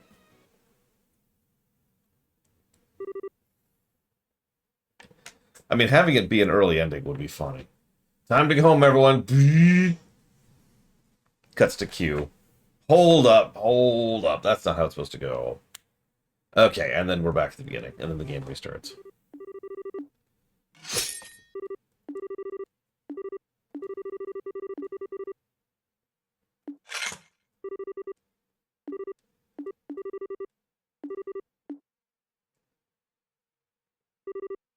First up, Dean. As a plus, your judgment ain't anything to sniff at. On the other hand, you have a tendency to play it safe even when you don't have to. You're next, Race. Your forte is your intuition. In that department, there's solid potential. As far as negatives go, it's hard to overlook how careless you are when a situation calls for critical thinking. Final is you, Rocco. I give you credit for your determination and unrelenting drive, but I really can't praise your inability to make calm, rational decisions. Stick those two qualities together and you're a walking accident waiting to happen on your own. I'm sure you can already tell the three of you just aren't there yet. You're all missing something before I can call you ready. Watching y'all work, I was on tenterhooks the whole time. He's probably right. Guess we're done then. That's just if I rate the three of you as individuals. If I rate you as a team, then my verdict becomes a little different.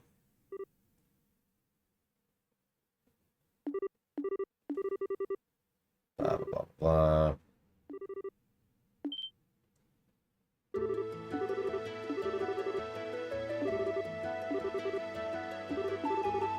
So yeah, they're actually being stuck together as bracers, legally.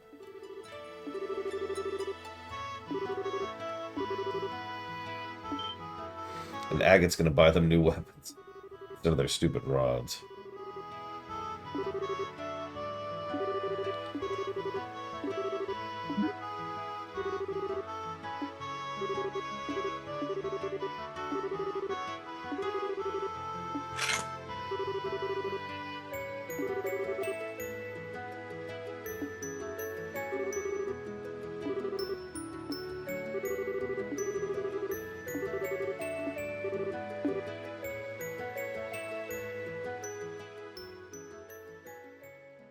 None of that was worth reading out loud.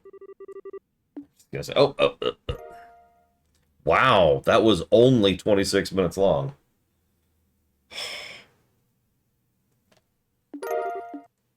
100 Mira. Why even give me the Mira? That's actually a slap. It's like tipping someone with a penny. There, Valerian, I wanted to say thank you for all of the great work you've done today. Here's your tip.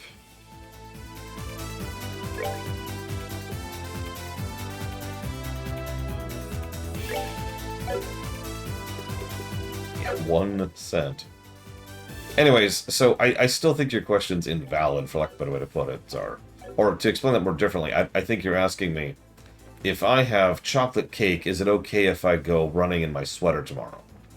These are such completely different points that I don't see a connecting thread here.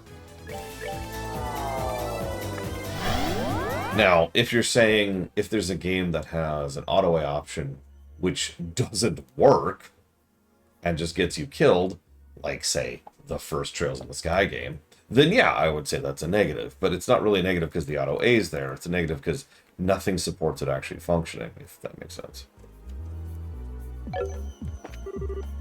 Alright, so let's get Worthless. I mean, Agate into the party.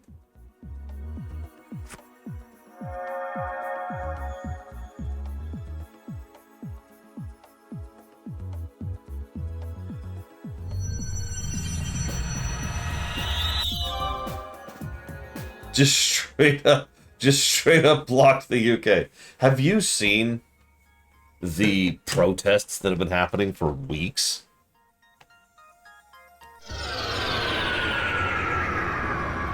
On Imgur, Luthor?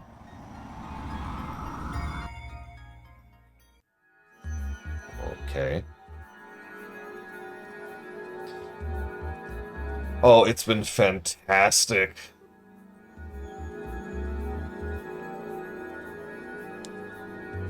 It was,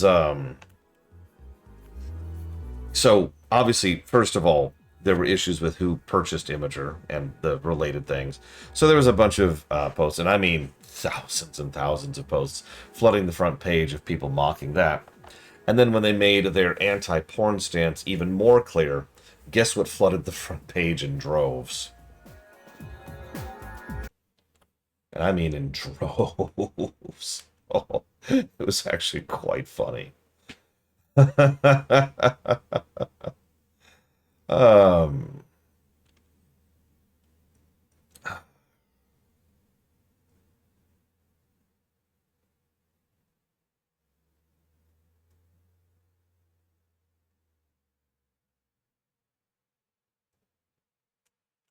I think we'll call it there.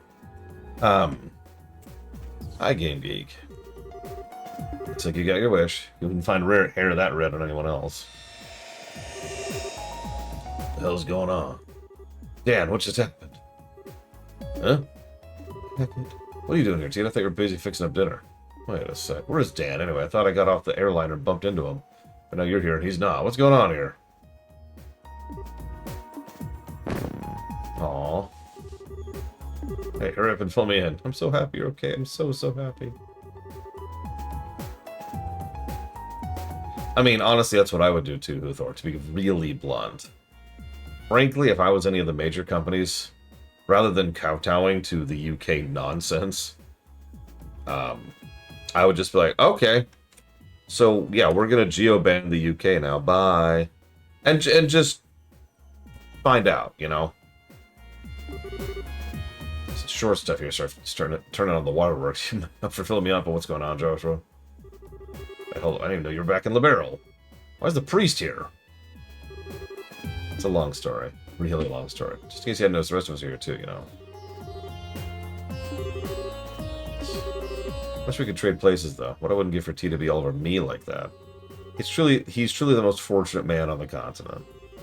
You shut your traps. There's some really big misunderstandings going here, and I don't like it one bit. Sorry, Agatha. I was just so happy I couldn't help myself. Now I need to just save Estelle, and the whole group's back together again. Estelle? Seriously, how many times do I gotta tell you before one of you coughs up an explanation? This isn't another one of Erica's murderous traps, is it? Another?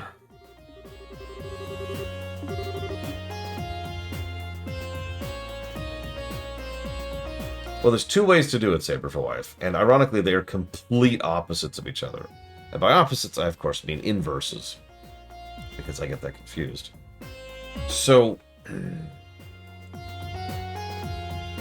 yeah, by the way, Huthor, is the whole banks or government controlling your bank access and fining you without your consent or knowledge if you do something that's considered socially unacceptable thing true? Because I didn't verify that, ironically. How do you make trash interesting? So one way you can do it is make trash trash. This actually kind of revolves around something that isn't the trash itself, if that makes any sense. But the idea is to make it so you can just sweep through dozens or hundreds of trash, just whoosh.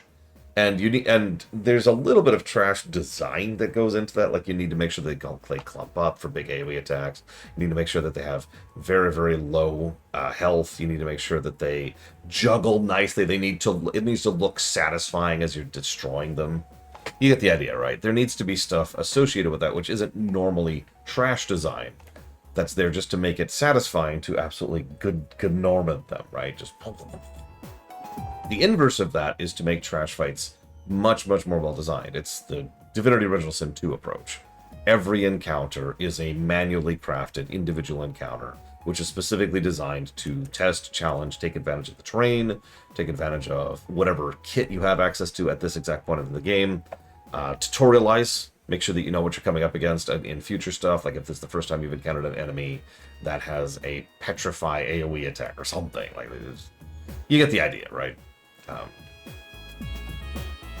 Those are the two general ways to go ahead and try to make trash actually worth a damn. Just about anything in the middle tends to fall flat. Because the worst thing you could do is both. I actually have a term for that. I call it factory worker syndrome, where every encounter is manually crafted, and they're all kind of boring because there's no design to them. So instead, you just end up being really, really bored constantly. So, anyways.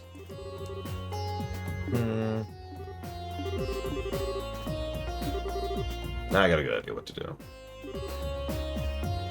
Doesn't feel right having all these people gathered to know Estelle. Yeah, we haven't had Estelle for a while.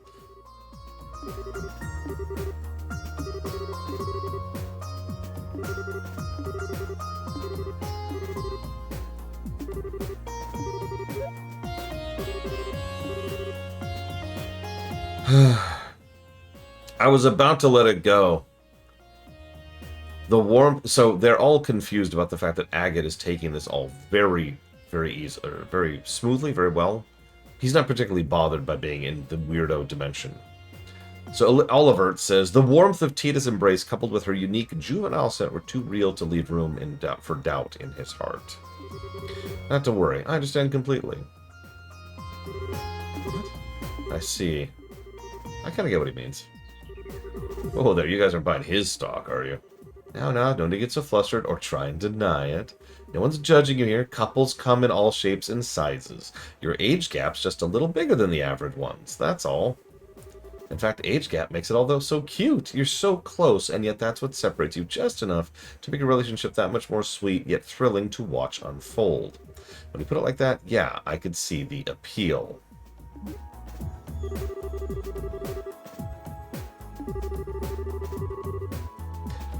I will give Agate the fact that he is not having any of that, but the fact that the game is joking about that. Like, Jesus Christ, game, come on. Most of these people are already 16 or 17 or whatever.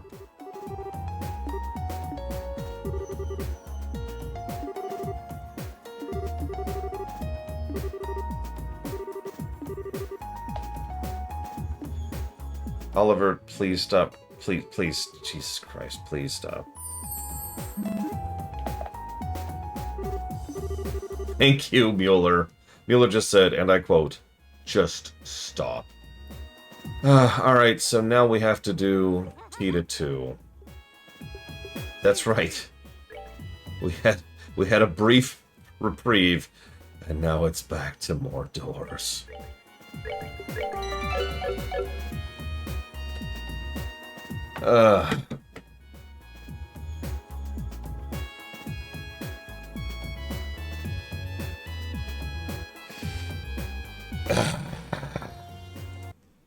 Thank you, Game Geek, for the sub. Always appreciate. Yeah, of course he's just keeping up. I'm telling you, they've got like some kind of average item level, or, excuse me, average level thing going on in this game, where people just get caught up to you. I don't mind, actually, that's good. Because it's either that or having a hell of a catch-up mechanic.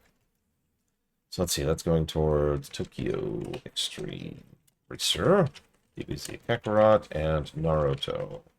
Sounds like a trend in those three games. I'm not sure. Not sure what it is. Actually, WoW, Easel.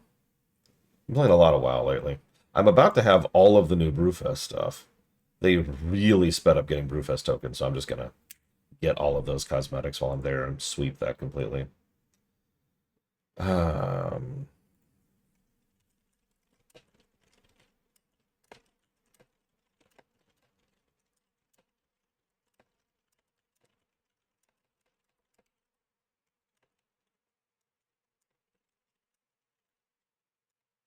Yeah, honestly, Agate's age is kind of irrelevant there. Tita's 13, and Statement. Oh, jeez, now what, Uthor?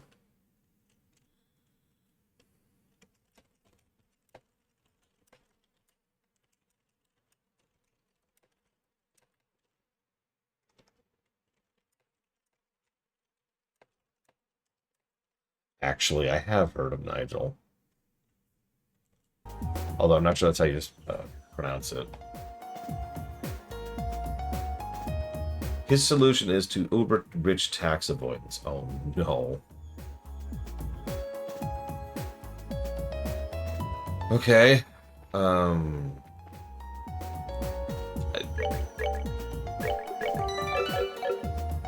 I can't even begin to. I don't have the ability to lower my brain power that far.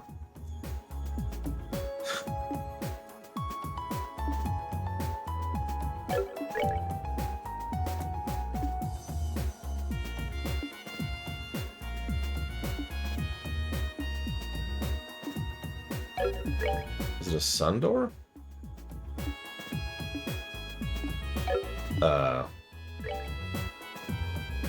Right. Sorry, Oculus. Sorry. Thank you, Oculus, for the sub. Sorry, this is just... I think I'm fighting something off. I've been dizzy tired today. As in, so tired I am dizzy. And I'm playing this frickin' game. Come on.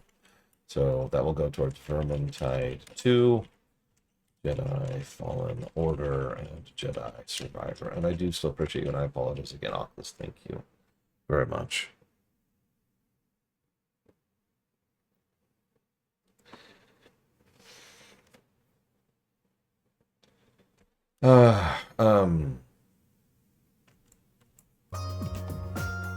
Where is it?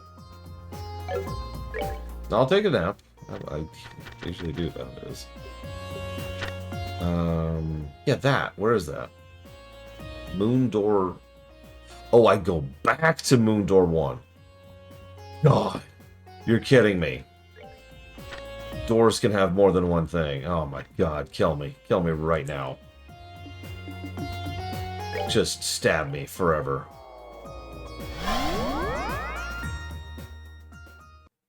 People can pay a single one-off payment to avoid paying tax for £250,000. Oh my God. Oh God. Oh, okay. Hold on. Tell me you understand nothing about economics and governance without saying it. Oh my God. Okay. I need a second.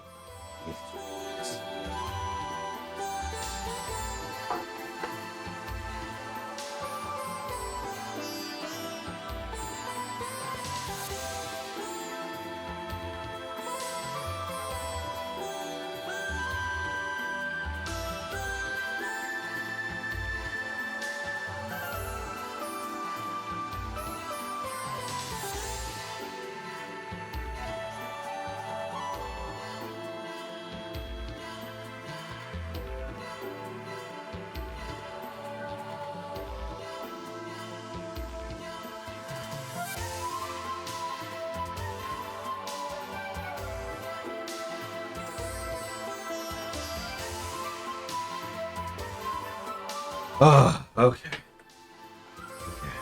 Everyone's up.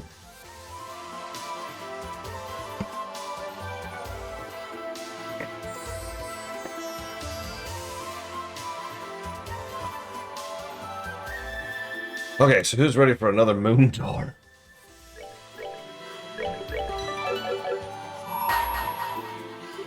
Oh. I mean, if I had to go, Brave. Here we go. Do you think this is going to surpass 44 minutes? Because...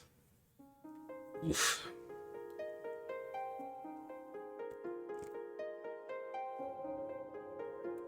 Yeah, imagine for a moment if you could avoid paying taxes by bribing someone with $1.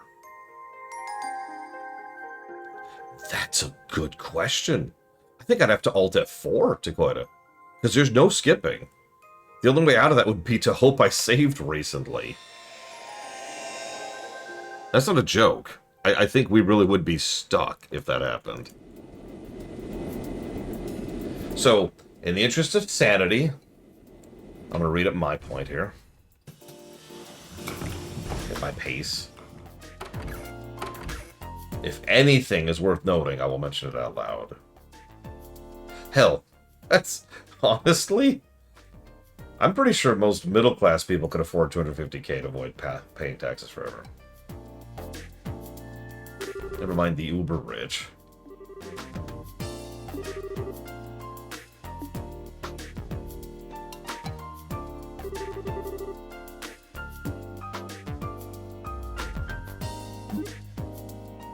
One small tax. Push-ups. One very, very small tax.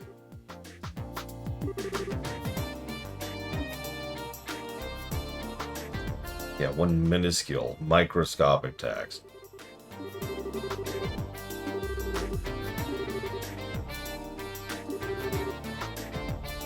That's also ignoring something else.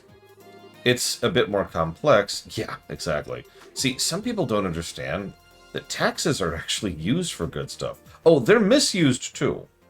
I'm not trying to say that taxes are perfect or government's perfect, but taxes go towards things. Where do you think roads get maintained? Right? Who do you think it manages the freaking trash heaps? Or the power supply? Or running water? Or sewage? Right? Taxes already pay for plenty of stuff, even though they are misused, right? So... yeah, exactly. Like, okay, so you're probably thinking, well, yeah, but you're paying a big chunk of tax. Okay, cool. So it's not hard to math out how long it would take for you to never, to have given the state overall less money over time if you do that one lump sum. I'm not even talking about the uber rich for a second, because obviously they would hit that point within 1 year. I'm talking about like normal people like us, right? Yeah, no kidding, Blade Jamal. So the problem with that is there's a layer of psychology involved. Most people don't really understand this because human psychology doesn't really process economics properly. Like, innately. It's not intuitive to most people. Whether it's by design or not, who knows, who cares. Point is, if I give you $250,000, there is an extremely high chance you are going to mismanage that. You're going to dump it or spend it wastefully or think, I've got the money, and that money is going to go poof, one way or the other. It might not go completely poof, but one way or another, you're not going to spend it as well as if I gave you $25,000 a month for 10 months. So, yeah, exactly, Blade Javal. People can take a trickle of input better than a giant dump of input. That's true in general. Whether it's money, whether it's information, or empathy, or resources, whatever, it doesn't matter. So, even from a basic psychological perspective, even if we somehow magically assume that people do this one lump sum to the government, and everything else is magically fine, the people in charge of spending that money at the government are going to blow it on stupid things because they are humans. Because they don't understand how to spread that out. Even though logically and mathematically it would be the same as the 10-year stretch out. At the same time, you think, oh man, I've got all this money, we got to spend it on something.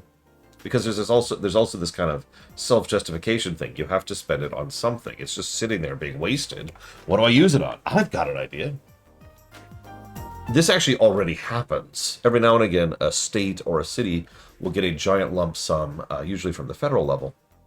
And almost first thing to do in every case is dump most of that money on like one big project, like overdoing an overpass at a highway or building a new stadium or whatever, right?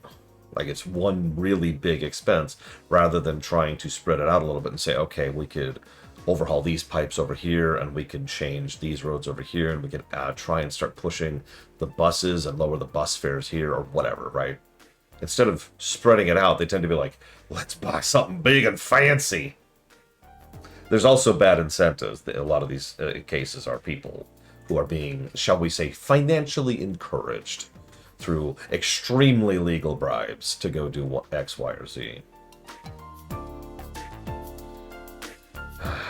Anyways.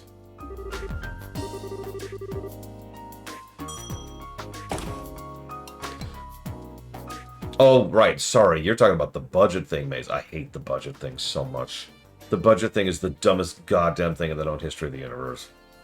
I'm exaggerating, but it actually aggravates me on so many levels. For those of you not aware of the budget thing, it's a very, very simple concept. All right. Valerian, I'm giving you 10 grand this year. Okay, that's your budget. Go figure it out, right? You come in under budget. Good job. You came in, you only spent 9,000 of that. Awesome. Your budget for next year is 9,000.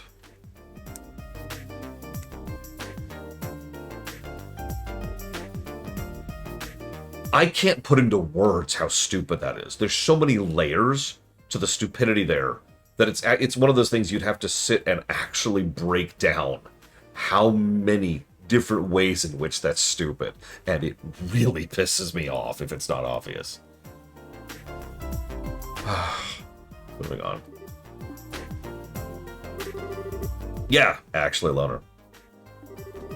That's exactly right. Oh yeah, by the way, what's even worse is in some cases, not all, but in some cases, if you overspend, it's like, oh wow, you spent 12,000 of your budget? All right, your budget next year is 12,000, Valerian.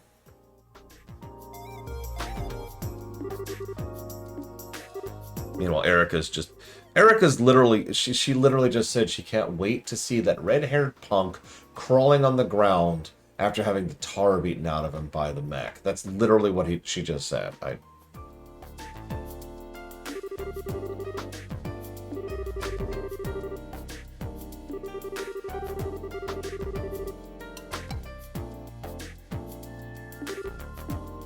I admit I tend to get a little personally invested in this because I have 2 family members who work for the DOT.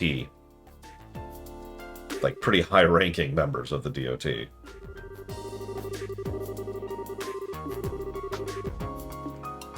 So, as you might imagine, I hear all kinds of stories.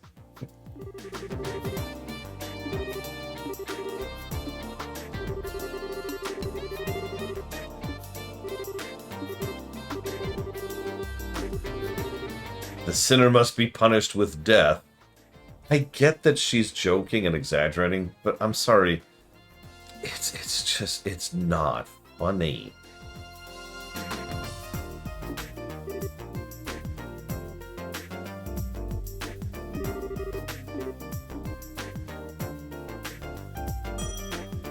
Yeah, sorry, Department of Transportation.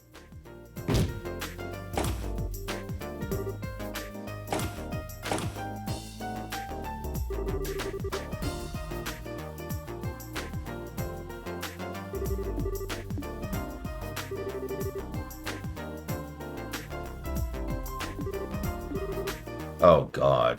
Hey, Valerian, how's your farms doing right now? Speaking of damage to the U.S. economy.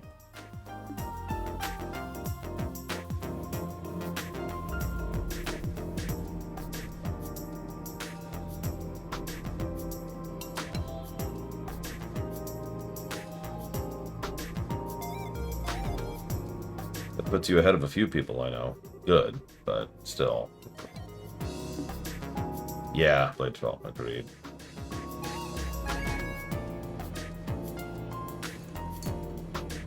Hello, cat. Hello, TSP. Who is also a cat.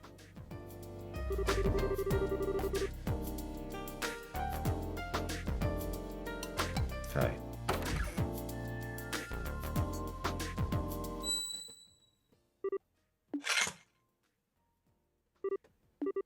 Is that just my imagination? The second I walked in the door, I felt my life was in mortal danger.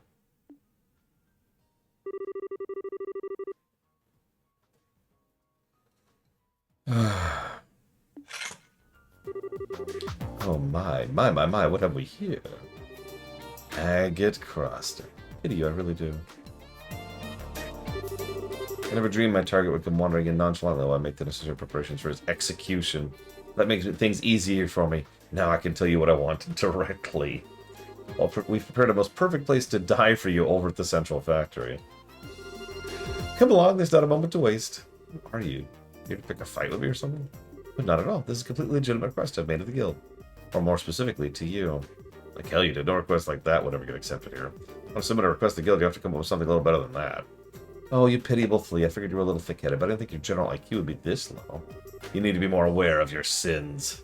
What does this woman have against me? Her eyes are scaring the crap out of me.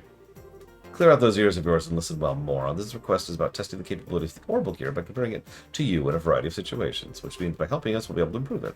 In the process, maybe forgive the unforgivable sins you've committed. What are you rambling on about, woman? Maybe you didn't get the memo. The Racer Guild exists to help people who really need it. We don't exist to do any old thing because someone feels like it asking us to do it. I really haven't got time to be messing around with some crazy time waster. Is that the real reason you don't want to do this, or are you just scared? Say that again?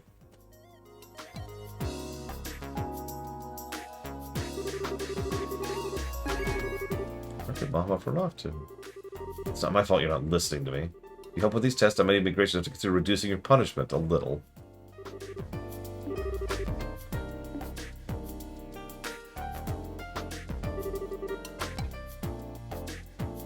Won't help that much. Peter? Packet? What are you doing? Oh, one more thing I want to make very clear at the bat. Do not get within 1 cell radius of my sugar-powdered donut under any circumstances. We clear, you shameless hoodlum. I still don't actually know what her issue is with Agate. That's the worst part. If I didn't just witness her getting abducted by someone dangerous.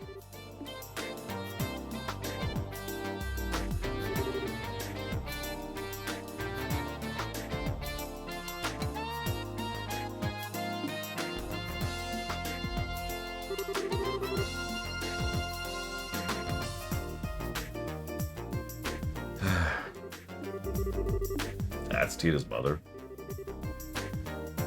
That's actually what's happening to me right now, Kennex Count. You may notice I'm kind of drooped a little bit to the left. And now he's clawing. Why do you claw me, cat? Time to declaw you.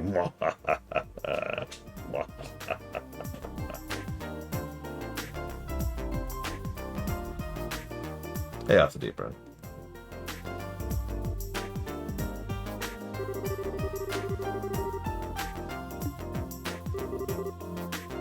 Yeah, probably.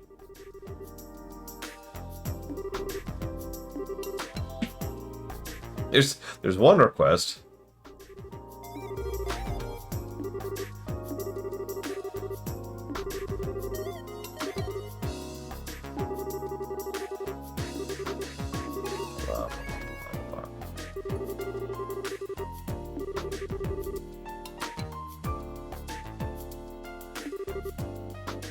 I mean, I got cuts all over my left hand at this point.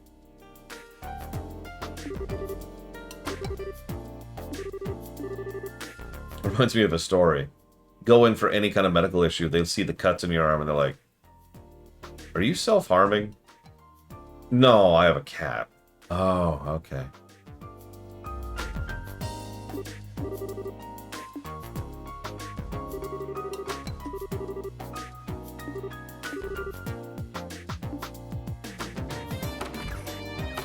"You have a cat? Are you self-harming?"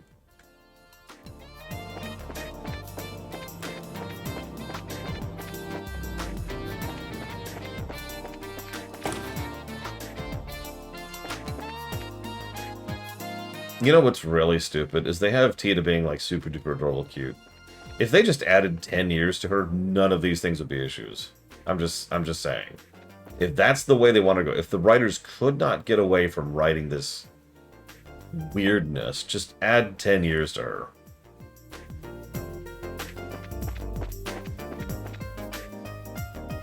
Like, and if you don't want to make her older, then get rid of the romance stuff. Once again, easy fix.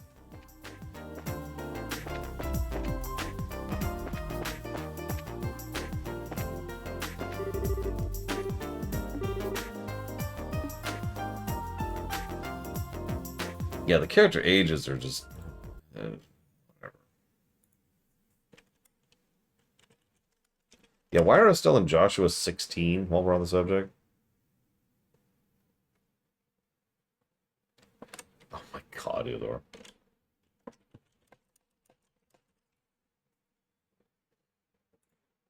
I mean, I call it romance. I don't know what else to call it. Bad attempt at humor? I guess we could call it bad attempt at humor. So I wish they'd stop the bad attempt at humor.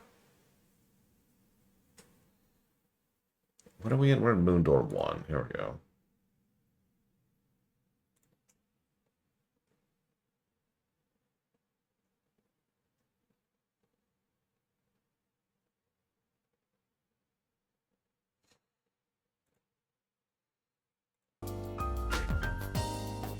There we go.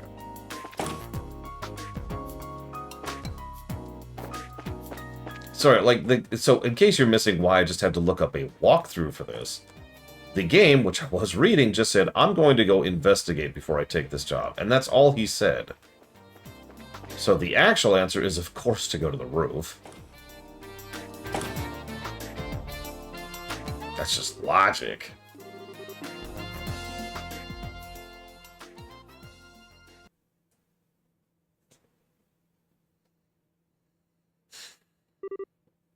Hey there. Must be Agate.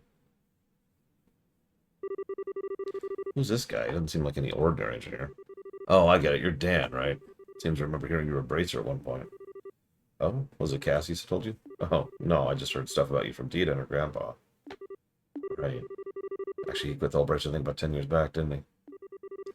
Makes right around when Cassius joined. Can't imagine him being much of a lunatic, but who knows? You guys are developing a new weapon, right? Heard you got Tita helping you out with it. That true? Oh, yeah. She's not just a simple assistant. She's a formal member of the development team. Tita's become so much more capable over the past couple of years. I don't even feel there's much that I can teach her anymore. Ugh, I was right. I hope you guys got your own kid doing. I know you're busy and you can't afford to get back home that often. I know the little squirt loves orbital tech, so part of me gets why you want her to help with whatever new stuff you got in the works. That doesn't make it okay to let someone that young develop a new weapon. Use some common goddamn sense, man. It's so funny. Agate, do you trust her? What's trust got to do with this? And don't go trying to change the subject. I mean, what do you got? What you... No. I've heard a lot about you since coming back here. With that, there's just one question I want to hear the answer from you directly. My understanding, you've been keeping her company quite often when my wife and I are away. Is it because she feels you unreliable? Or is it a coincidence? Or is there another reason? What have you been trying to achieve by being with her so much? I wasn't trying to achieve anything. I guess if I had to give an answer. No denying how much she's helped me. I'll admit, at the start she seemed like she could do jack all, and I was stuck trying to protect her. But she never actually needed it. She's ended up doing way more for him than I ever did for her at the end. So yeah, I guess when you put it that way, I do trust her. Your job is pretty damn amazing.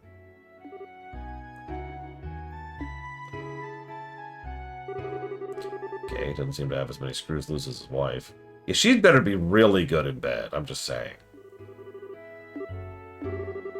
Look, I'm guessing there's some special reason Tita ended up involved in the weapon, right? Mind tell me what it is? Yeah, I suppose it would hurt. So, yeah.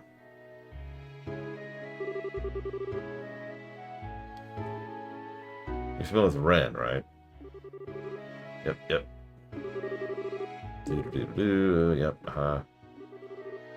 Yep. Repeat of the information that we actually already know in the quest that's literally mandatory to even watch this one. Also, fresh reminder, never stick your dick in crazy. Regardless of your gender. And their gender. Don't stick your dick in crazy. Wow, this is a lot of words to repeat what's literally already been said. And again, I want to stress, mandatorily, before you even get to this part. You cannot see these cutscenes without seeing the previous cutscene that already said this. Oh, you'd be surprised, Kennex Cow.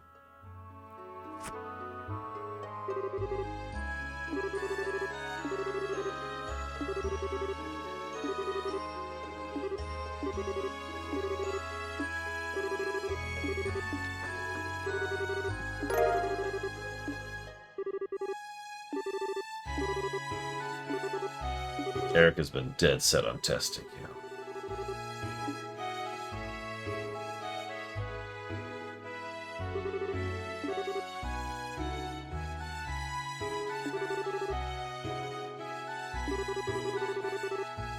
Just so we're clear, I haven't decided to accept you myself yet. Yeah, I haven't decided to accept you, Mr. Absentee Parent.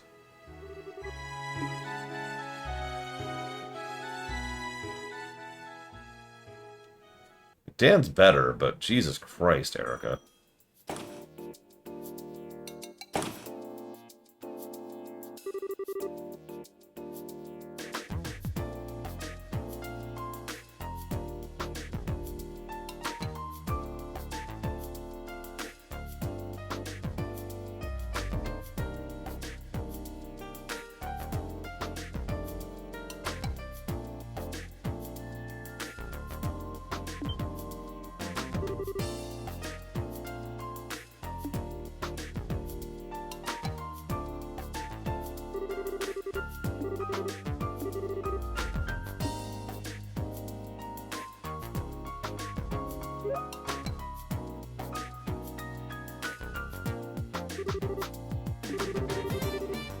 Robot.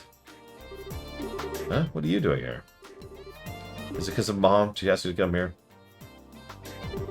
I'm so sorry. Mom and Dad seem to get you all wrong. I keep trying to explain that you really like, but they never listen to me. Not a big deal, I think, because your mom asked me to come anyways. I heard you're working pretty hard down here, like a proper engineer, so I figured I'd come join you as my way of showing support. Honestly, something I have been told, mostly from my beloved sister, is that a common form of a harem anime, no, not a hentai, just like an anime, is that there's like X number of extremely attractive women, and then there's the dude, and they all want him, and he is totally oblivious to all of it. In like that super innocent, huh? Completely not getting it, to the point of actually being arguably stupid kind of a way. And apparently that's a really common, like, desirable trope.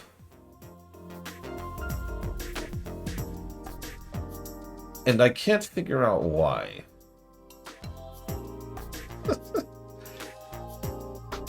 I mean, it's not like I want the guy to be lusting over all of them, but at the same time, that's a really weird... Oh yeah, there's got to be like a younger woman and a very attractive older woman whose chest comes out to like here. That's mandatory.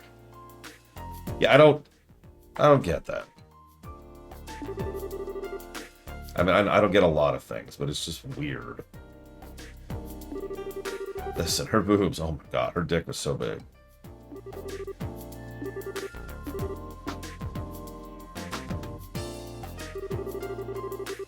I think I just noticed for the first time that thing has 2 freaking auto cannons on its shoulders.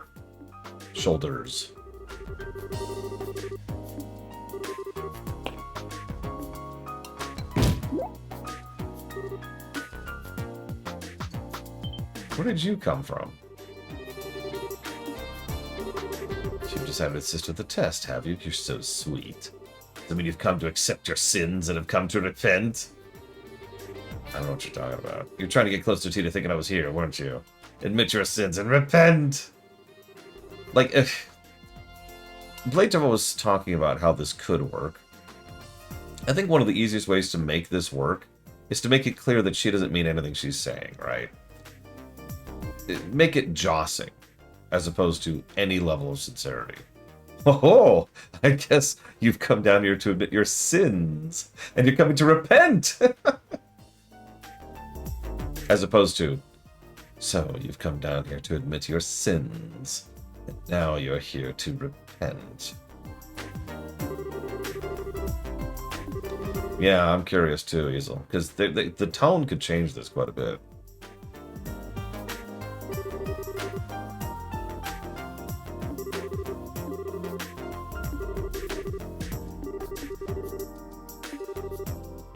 Don't you dare ignore me, Agate Krosner.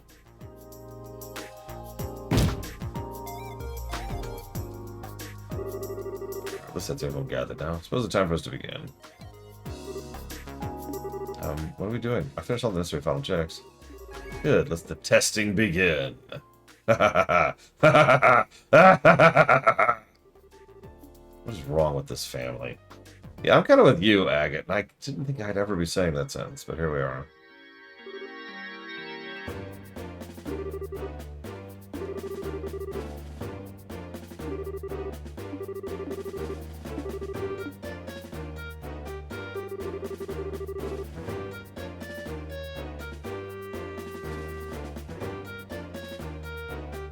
Hello, cat. How are you?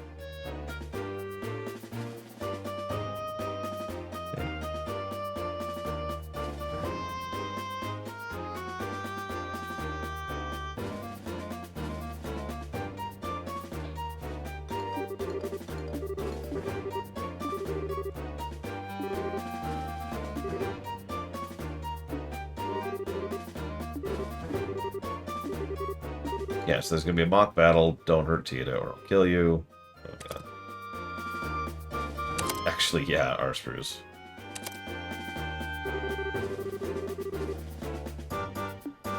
Yeah, we have a sensor suit on. So they can collect data on us. What is this, Resident Evil?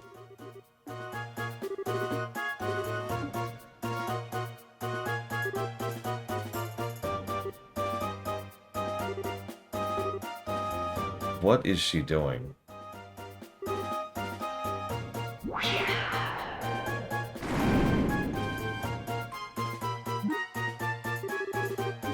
Thank you, Agate.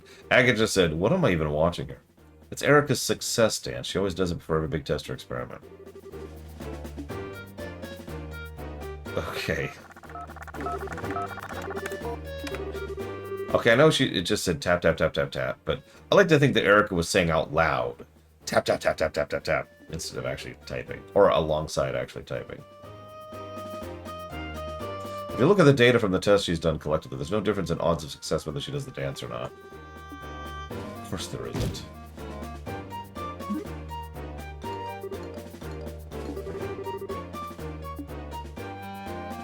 I like this character better when he was named Sid.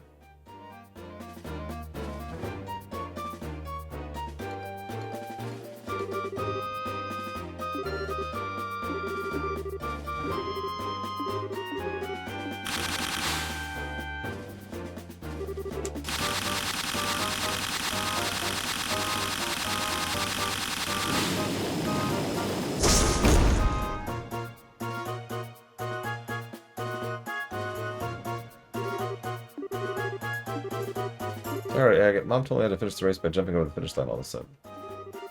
Shouldn't know.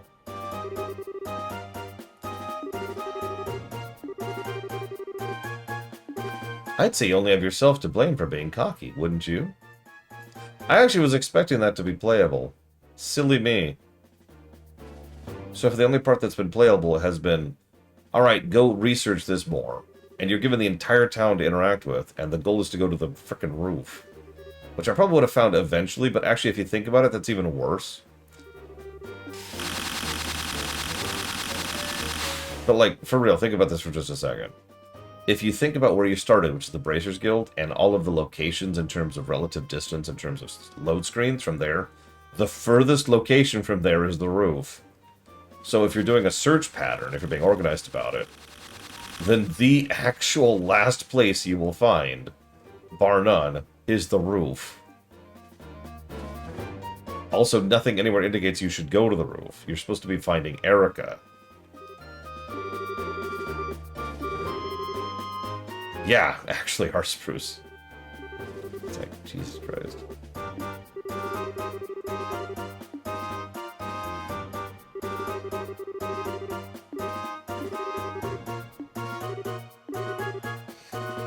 So that test was about collecting data, not about who wins.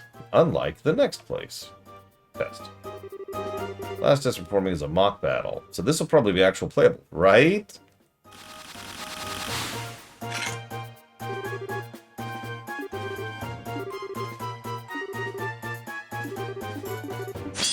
Okay.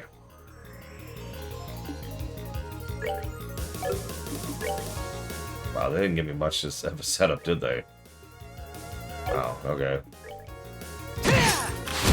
Let's auto way through it then.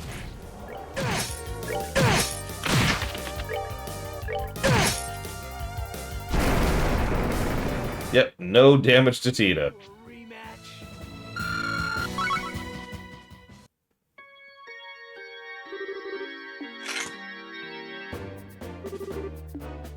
Grr, you cheated. You totally cheated. Cheated how? You're full of crap. I am not. Use some kind of invisible special power. You must have. Hell, I did. Alright. I think it's only fair to call this Agate's victory. Grr. Grr. Brr.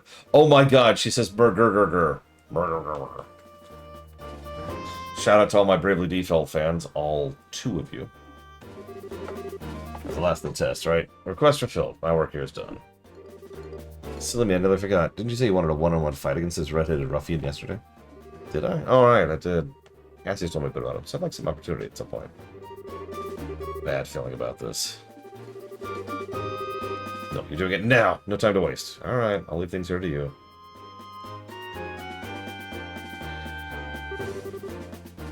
Don't think this is going to be easier. He might have been forced to retire because of an injury, but he's still very strong.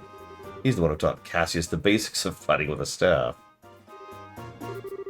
Cassius wanted to perfect the art of using the one to fight himself, but that should give you an idea of how strong my awesome hubby is.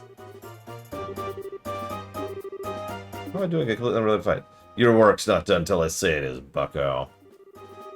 Oh yeah, while we're waiting for Dan, I need to check Tita.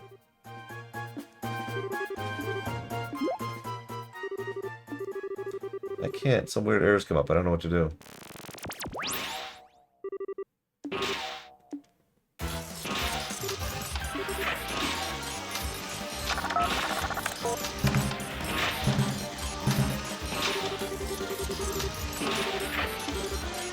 Shut it down. It won't do anything I tell it to.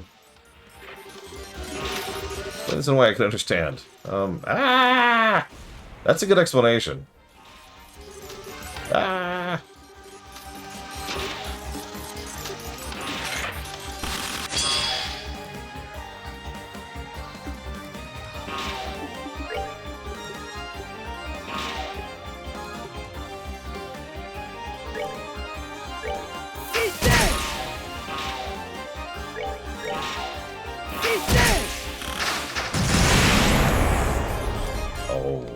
Okay.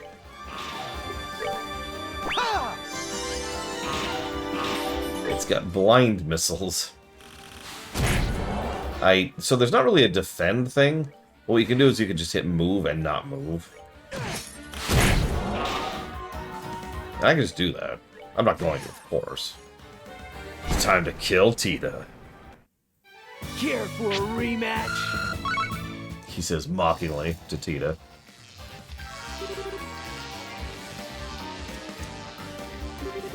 Stop it moving. Come on out. I can't. The seatbelt's stuck.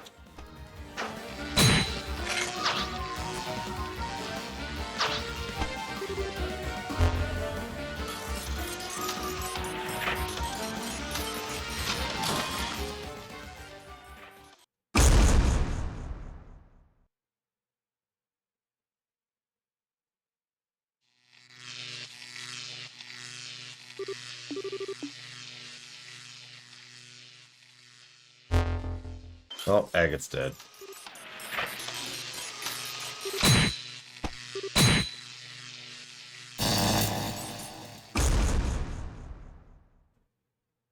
Also, what is this? Xenogears? Something is spiraling out of control. Or we've lost control of the mech, or however you want to think of that. Agate's dead. I guess he can't join the party now.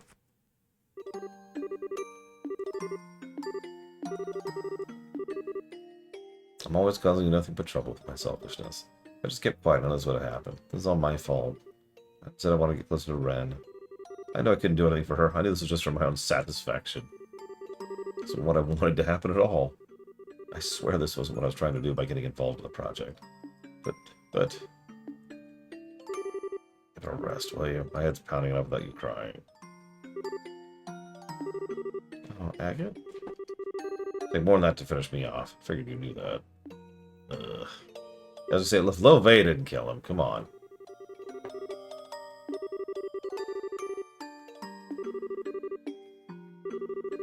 Hey, I said I'm fine. There's nothing. Stop your crying, alright?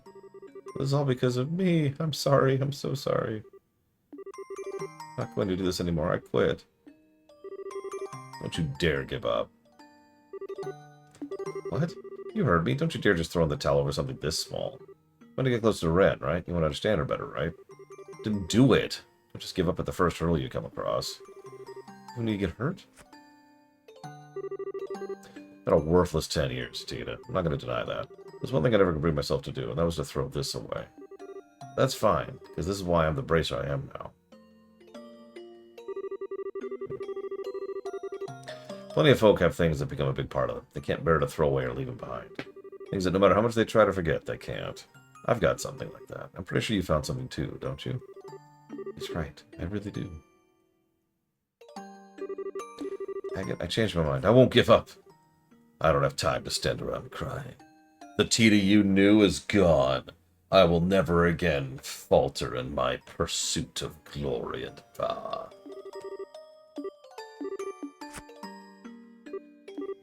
I get... Ah, it's nothing.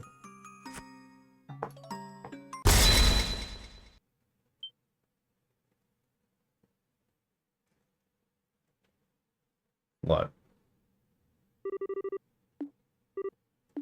It's all starting to make sense now. See, I told you. He's rude, thick-headed, got all the talent of tact of a wrench to the groin. There's promise.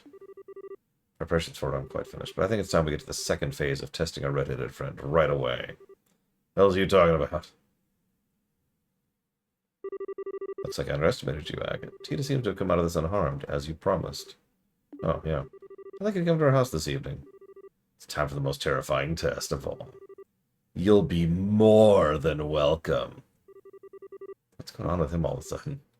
Agate, thank you very much for earlier. You ended up having to protect me again. That's fine. Sorry, I'm gonna have to pass on it. Today we're having a hot pot full of mushrooms and wild plants, and a soup of seaweed.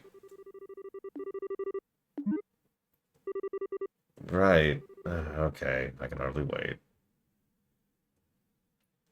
Yeah, now it's time for overprotective dad. He's quiet. He'll murder you in your sleep.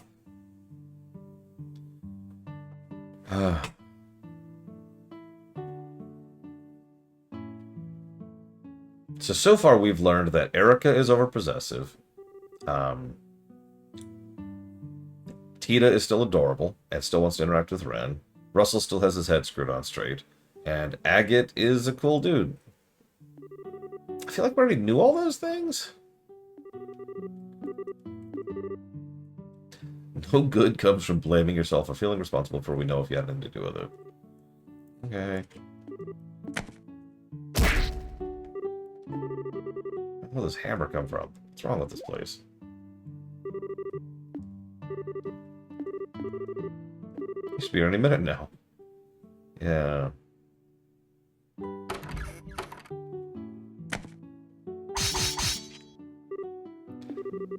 Why'd a bunch of lances pop out of the ground? Erica, I think lances may have been overdoing it at 10. At least stick with concealed holes in the ground, won't you?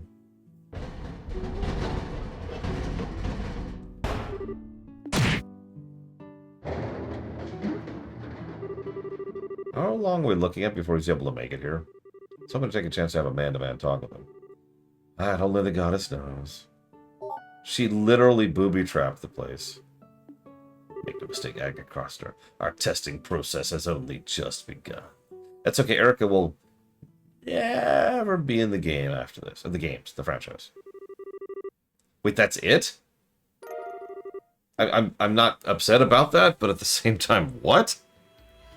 That was merely 40 minutes. With me not reading everything out loud. Which means that was actually longer than the last Tina cutscene. More interactive, though. There was one gameplay section and 2 fights. Still, that's... okay, so...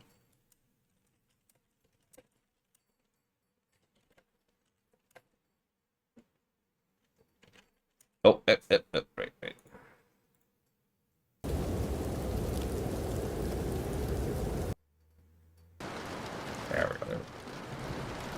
There we go.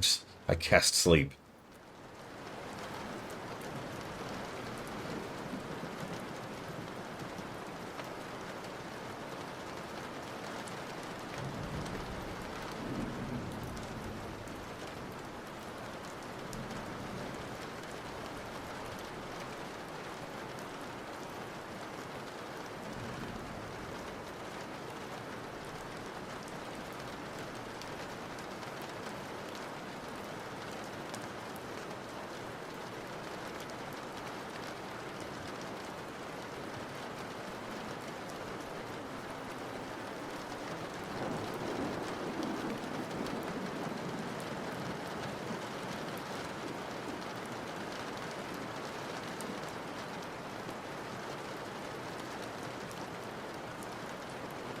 really happy with that typing.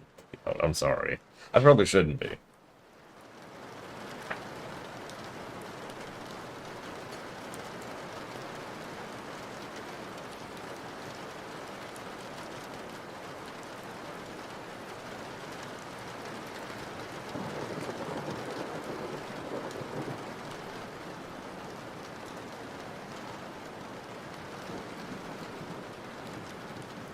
Thank you, Blue Dragon EXE, as always. I will jot that down for Dragon Quest V, 7, and Dual Hearts. Hello, cat. I know, I'm so sorry. I'm sorry.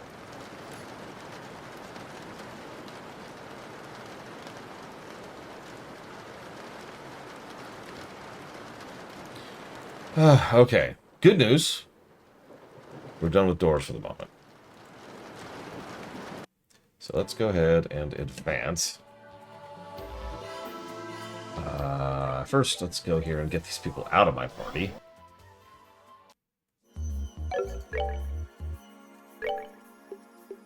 Together now! Understood!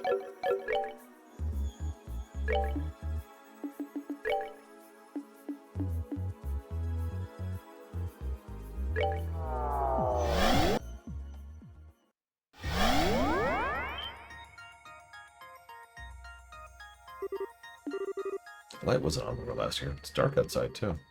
Yeah, it's night here down, just like how the time of day changed on the second plane. But winter time of day isn't the only thing that's changed.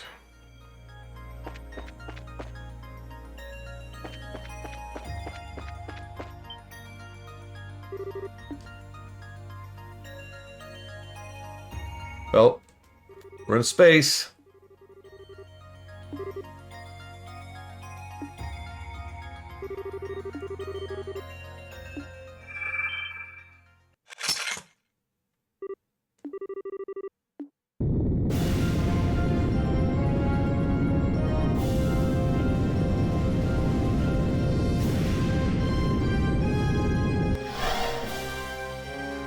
Okay.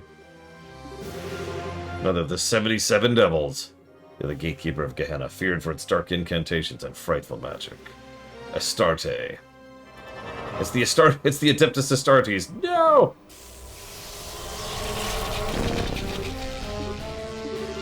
This is Weissman's evil eye?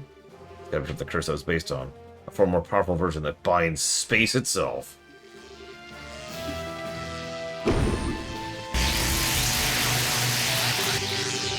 Get back out of this, we're finished.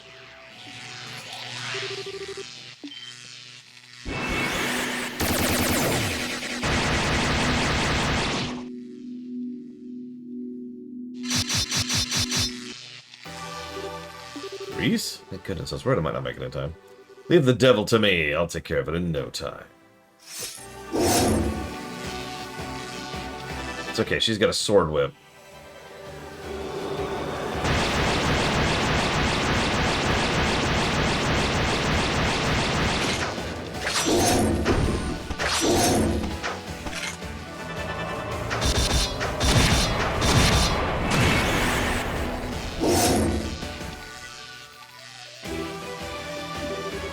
Still not letting the Growls her name, Leon.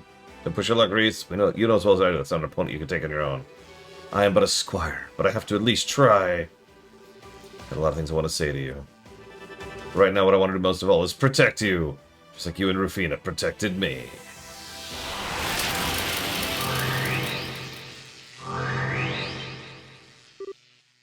No. And Reese is dead.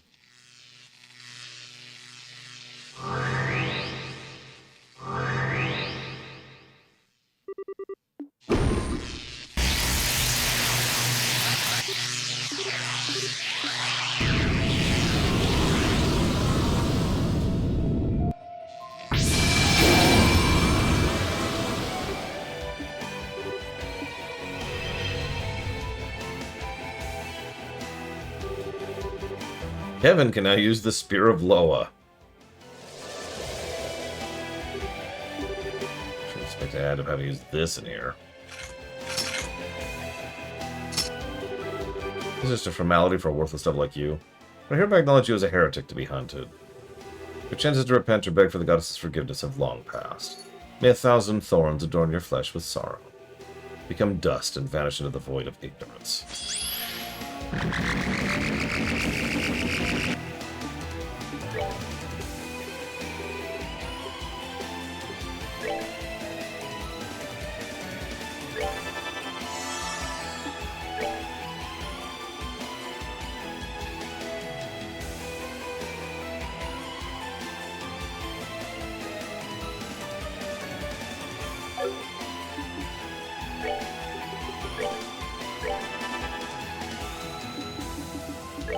Speaking of, May 1,000 thorns adorn your flesh with despair. May you be as garbage, ignorant and alone. Strike! Unholy spears of time!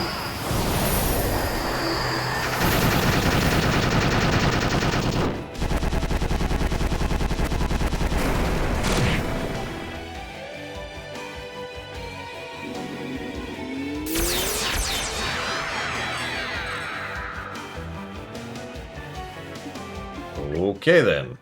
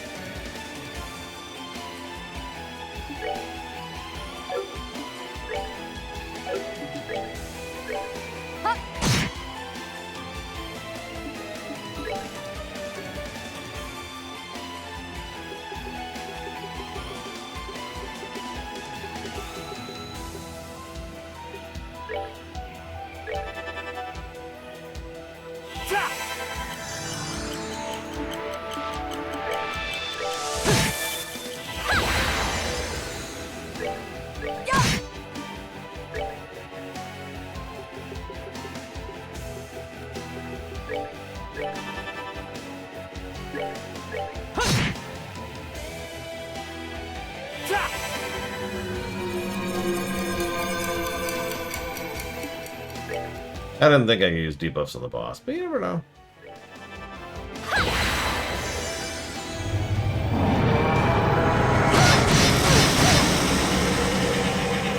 Ugh, really?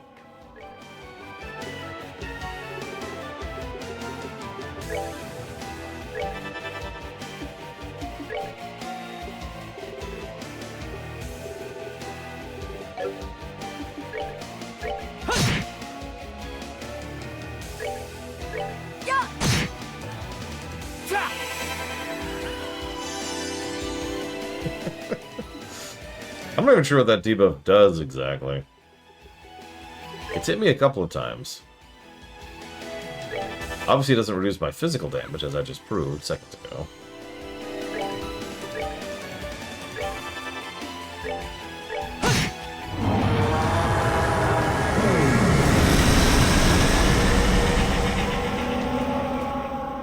That's that then. That would make sense.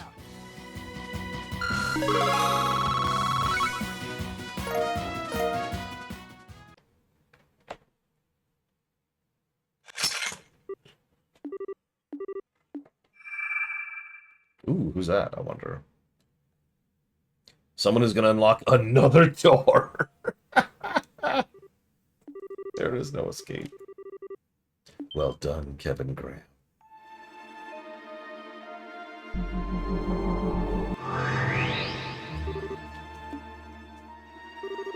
Your next destination is the Path of Beasts. Devour the new offering presented you to display your shield once more. It's the 4th time you've said this! You didn't perform as well as I hoped, but much of your words came true, did they not? Who are you? I think it's about time you took off that lame-looking mask and showed us your face, don't you? If that's what you wish, I'd be happy to oblige, but ask yourself this. Is that truly what you desire? Yeah, but to say the word and the deed shall be done. Well, what's it to be? Do you wish to see my face? enough, Lord of Phantasma. Stop trying to mess with Kevin's head with your cryptic nonsense. I'm doing no such thing. If he doesn't understand my words, that's because he chooses not to by himself. Regardless, the time has come for the Child of the Sun to return to you. With that, you'll finally have sufficient pieces for me to prepare some more advanced game boards for you. Your next destination is the Path of Dream Devils. Cross between the realms of shadow and light, and gather the black and white pieces therein. Only upon the completion of your collection will your path to yet a new game board be clear. Gonna play chess? I did like that fight. The boss fights continue to be weirdly good. Have you noticed that? Like, forgive me for my weird tone, but frankly, this franchise hasn't been impressing me with its boss design until here. What did someone just sit down and think, okay, let's study some of the games that have good boss design in JRPG-dom and see what we can do with it. Like FF5, FF7, probably some other games. Maybe, I don't know, I'm sure we could think of one or two.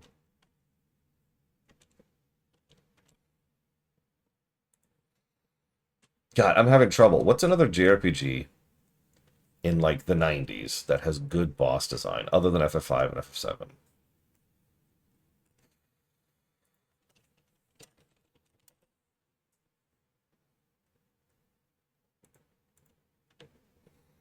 Chrono Trigger? I'll give you Chrono Trigger. I was hoping for something less obvious, though.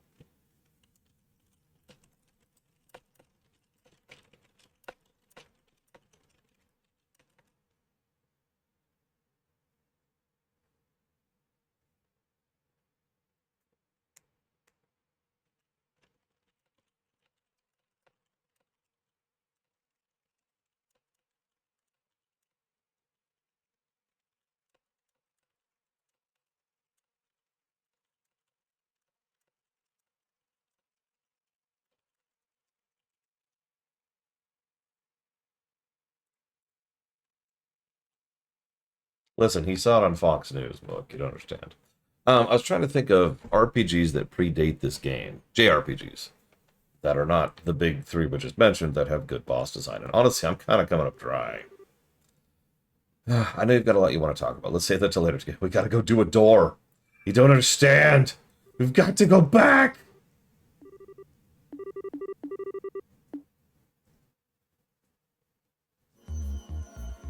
I've never played Persona 2, so I can't speak to that. That's a good question. When did FF4 on the DS come out? Because that would have been mid-aughts, right?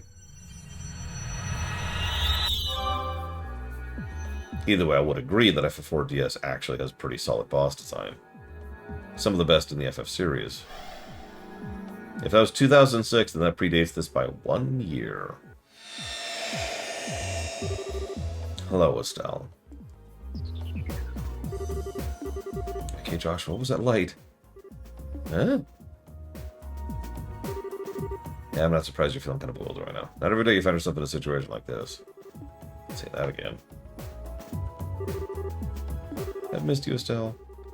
You guys missed me, I missed you. I'm feeling all emotional all of a sudden. So many faces I haven't seen in ages here. I'm not sure where to start. I feel you've done a total 180 since I last saw them. I mean, wow, Olivier, you look all princely all of a sudden. When'd you cut your hair, Shara? Is that a new outfit? It's so daring. I have to say, I still prefer the old white coat. I feel much more at home in this. In it than this. Excuse me. Sorry about breaking the bank and getting a new getup for you to gawk at.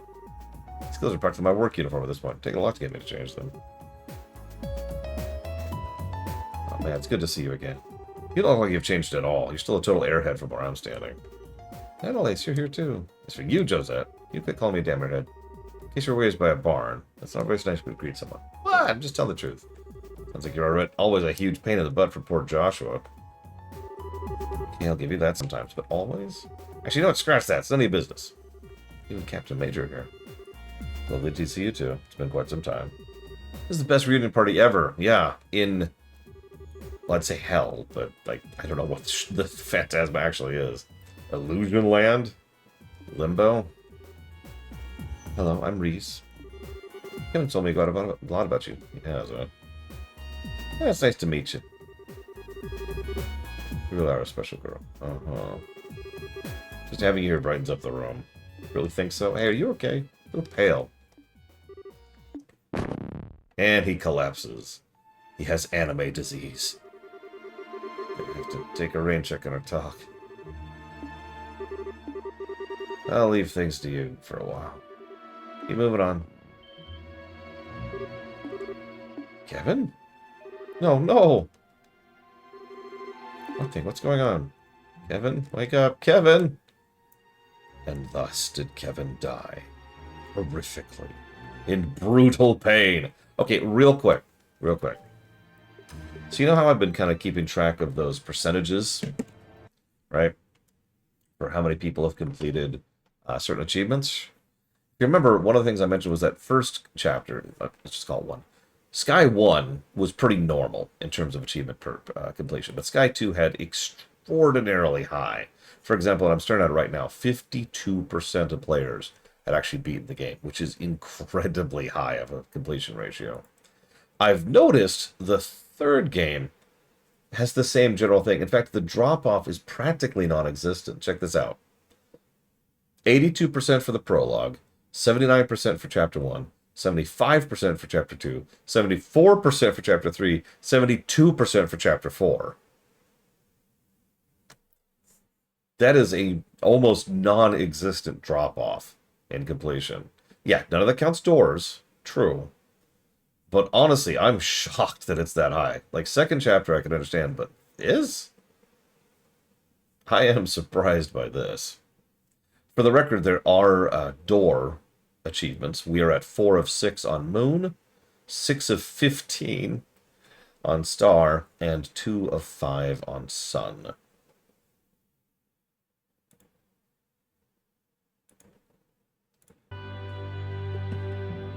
Hi, Lucas Slaughter.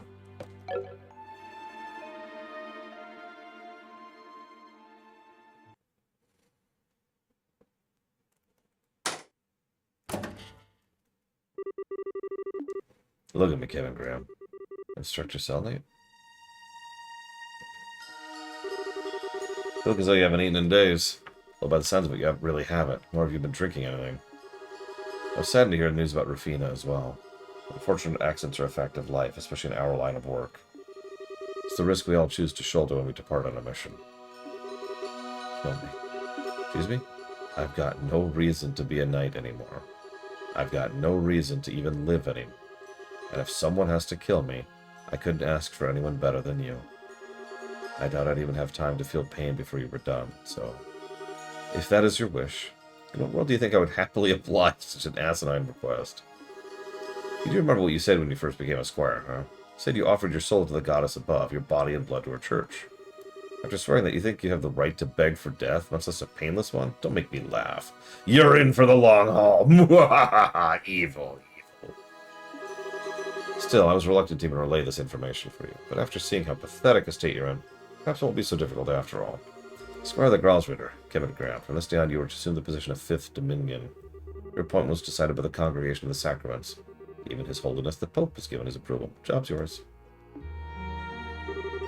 What? I imagine you must be at least have heard the rumors about the position of the 5th Dominion was vacant. Has been for decades, too. Congratulations. Turns out that position was meant for you. How the hell did that baby squire I once helped teach reach the same rank as me? I'm sure the 5th Merkaba will be pleased to finally see the light of day. Why? Oh, and incidentally, it's tradition to take on a title of your choosing after becoming a Dominion. You might want to start giving some thought to what you want sooner rather than later. As you already know, mine is Carnelia. Simple a name as it is. I don't care about titles. I don't care about any of those things. Why? Why me? I couldn't even protect Rufina from... Why me? And to that I say that is of no consequence here. What is of consequence is that Rufina Argent was a highly capable knight. She may not have manifested a stigma of her own. Her problem-solving abilities were at times greater than a Dominion's. Her loss will be keenly felt, and it'll be up to our new 5th Dominion to fill it. The words of His Eminence the Cardinal. This is rich. This is rich. Oh man, it's so funny, it hurts. I become a knight to protect Rufina, and then I end up shooting up to the top of the ranks over her dead body. Amazing, huh? Who could have seen that coming? Wish I could go back in time and tell myself when I signed up what was going to happen, just to see my own face.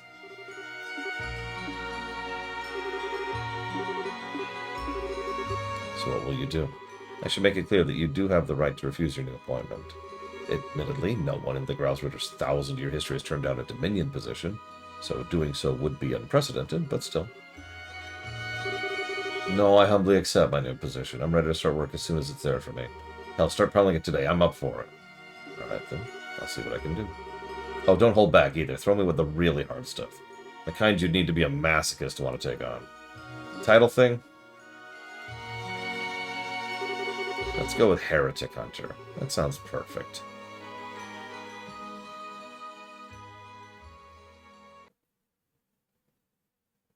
Labyrinth of Shadow and Light.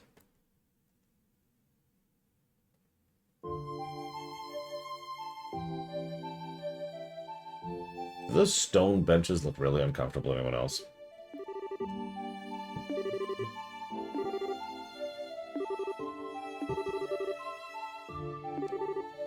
Who are the Lord of Phantasma and Schwarzritter? What is the cube and the identity of the ghost who appears connected to it? What is Phantasma and how did it come to exist? There are other questions, of course, but it's true that most of them generally fall into those three. Weissman salt! Get your Weissman salt here! Fighting up like the idiots, you understand, yeah. Oh, but wait, where does Kevin falling unconscious come into all this? Made it sound like the cause of that was him fighting some giant devil. Yeah, the power he used to break the barrier must have been the cause. Maybe the red symbol showing his back? I haven't got any idea what it could be. It's possible, maybe some thaumaturgy. Joshua, do you think you know what it could have been? I think I do. Can't be sure, but I think it was a stigma. Seriously? Another thing that appeared on your shoulder? Yeah, it was. What you saw was a physical manifestation of an image Weissman had placed deep in my mind to control me. Kevin's is likely the same, save the control factor. However, I have a feeling his is also significantly more powerful than mine was.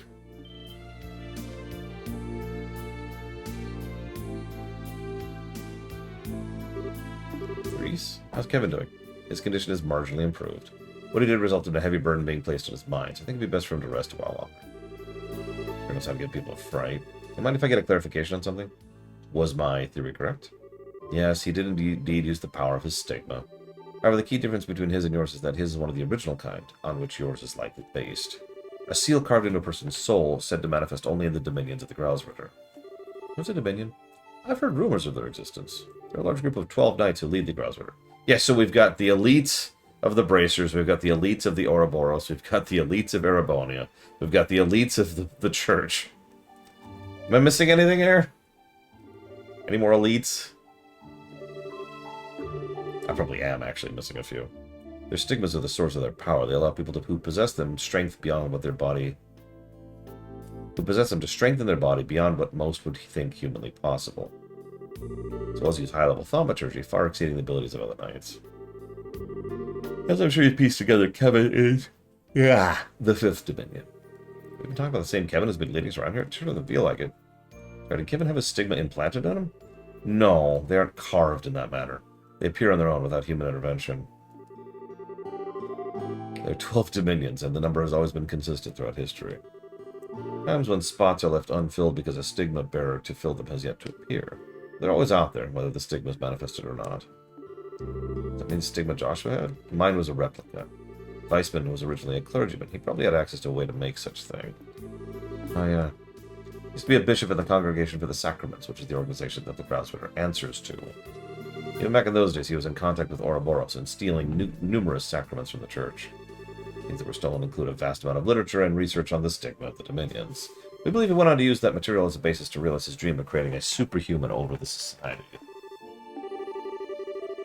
Still, I think I have a vague understanding what stigmas are. I'm not clear on how using that power led Kevin to collapse. Does that risk just naturally come with using it, or is there something more to it? Well, I don't know exactly why, but Kevin very rarely uses the power of his stigma at all. I've heard the only time he relies on it is when disposing of those he brands heretics. In other words, those whose sins are too great for them to ever walk the path of righteousness ever again. It's ominous. Make sure I got this straight. He used a superpower he barely uses out of nowhere, and that caused him a blackout because his body wasn't ready for it. Yeah. Okay.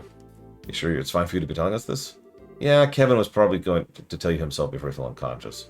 I believe telling you all this is necessary in order to ensure your cooperation for the rest of our investigation. Wait, does that mean if anyone has any objections, I'll take Kevin's place? I gotta redo my party again. And I just lost a mage.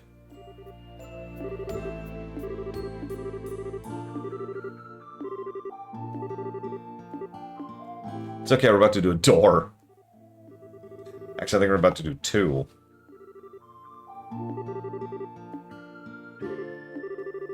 I've only returned to the world of living, right? I feel like I want to go and see what's going on for myself.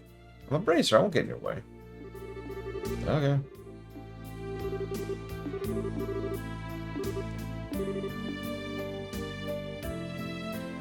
So we need Joshua, because there's one with her and Joshua. And, I guess we'll bring Chloe, because we just lost our mage.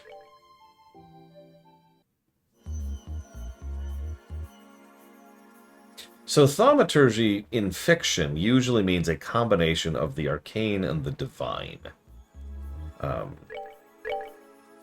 Which is more or less exactly what it sounds like.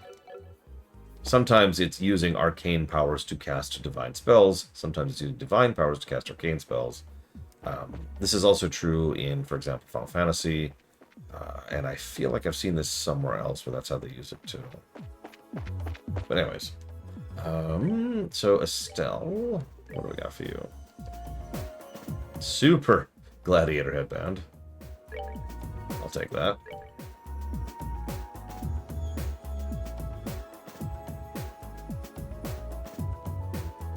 But to be completely honest, most of the time when I hear thaumaturge, it's just someone either trying to have something that's a little bit different than normal magic, or it just means magic.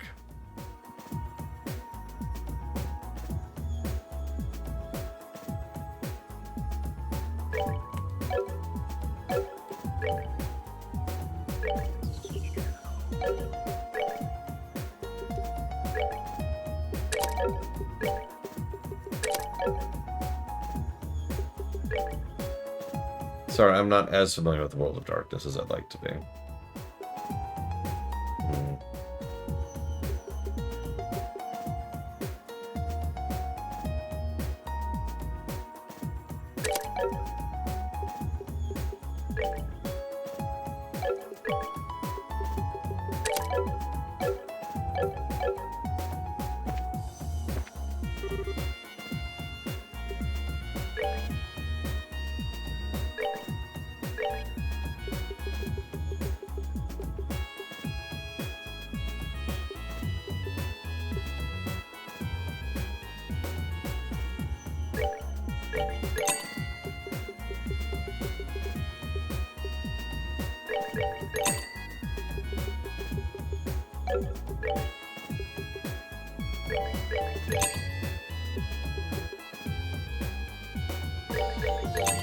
And we are out of money. Wow. I mean, that sounds a lot like what I just described, too. Like I said, the common trend I've noticed is that thaumaturge usually means, you know, cross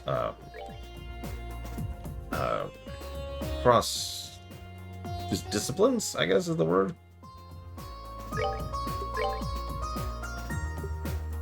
So, you know, divine plus magic, or in your case, science plus magic.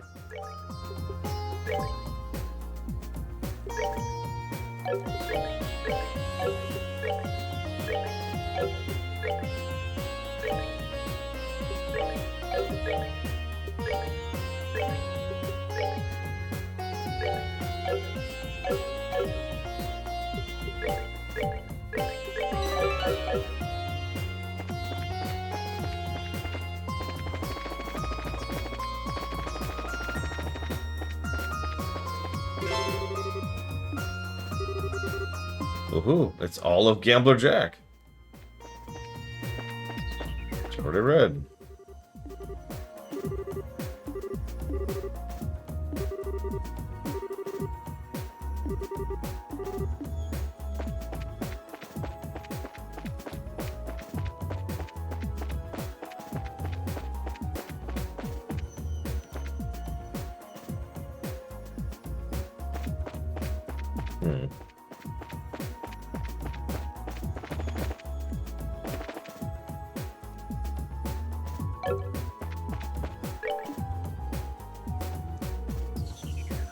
Okay, let's do this.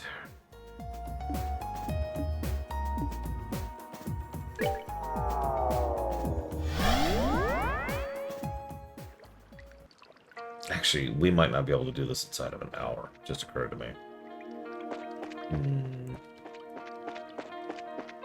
Let's break. And we'll do this in it's surely very, very short moon door when we come back from the lunch break.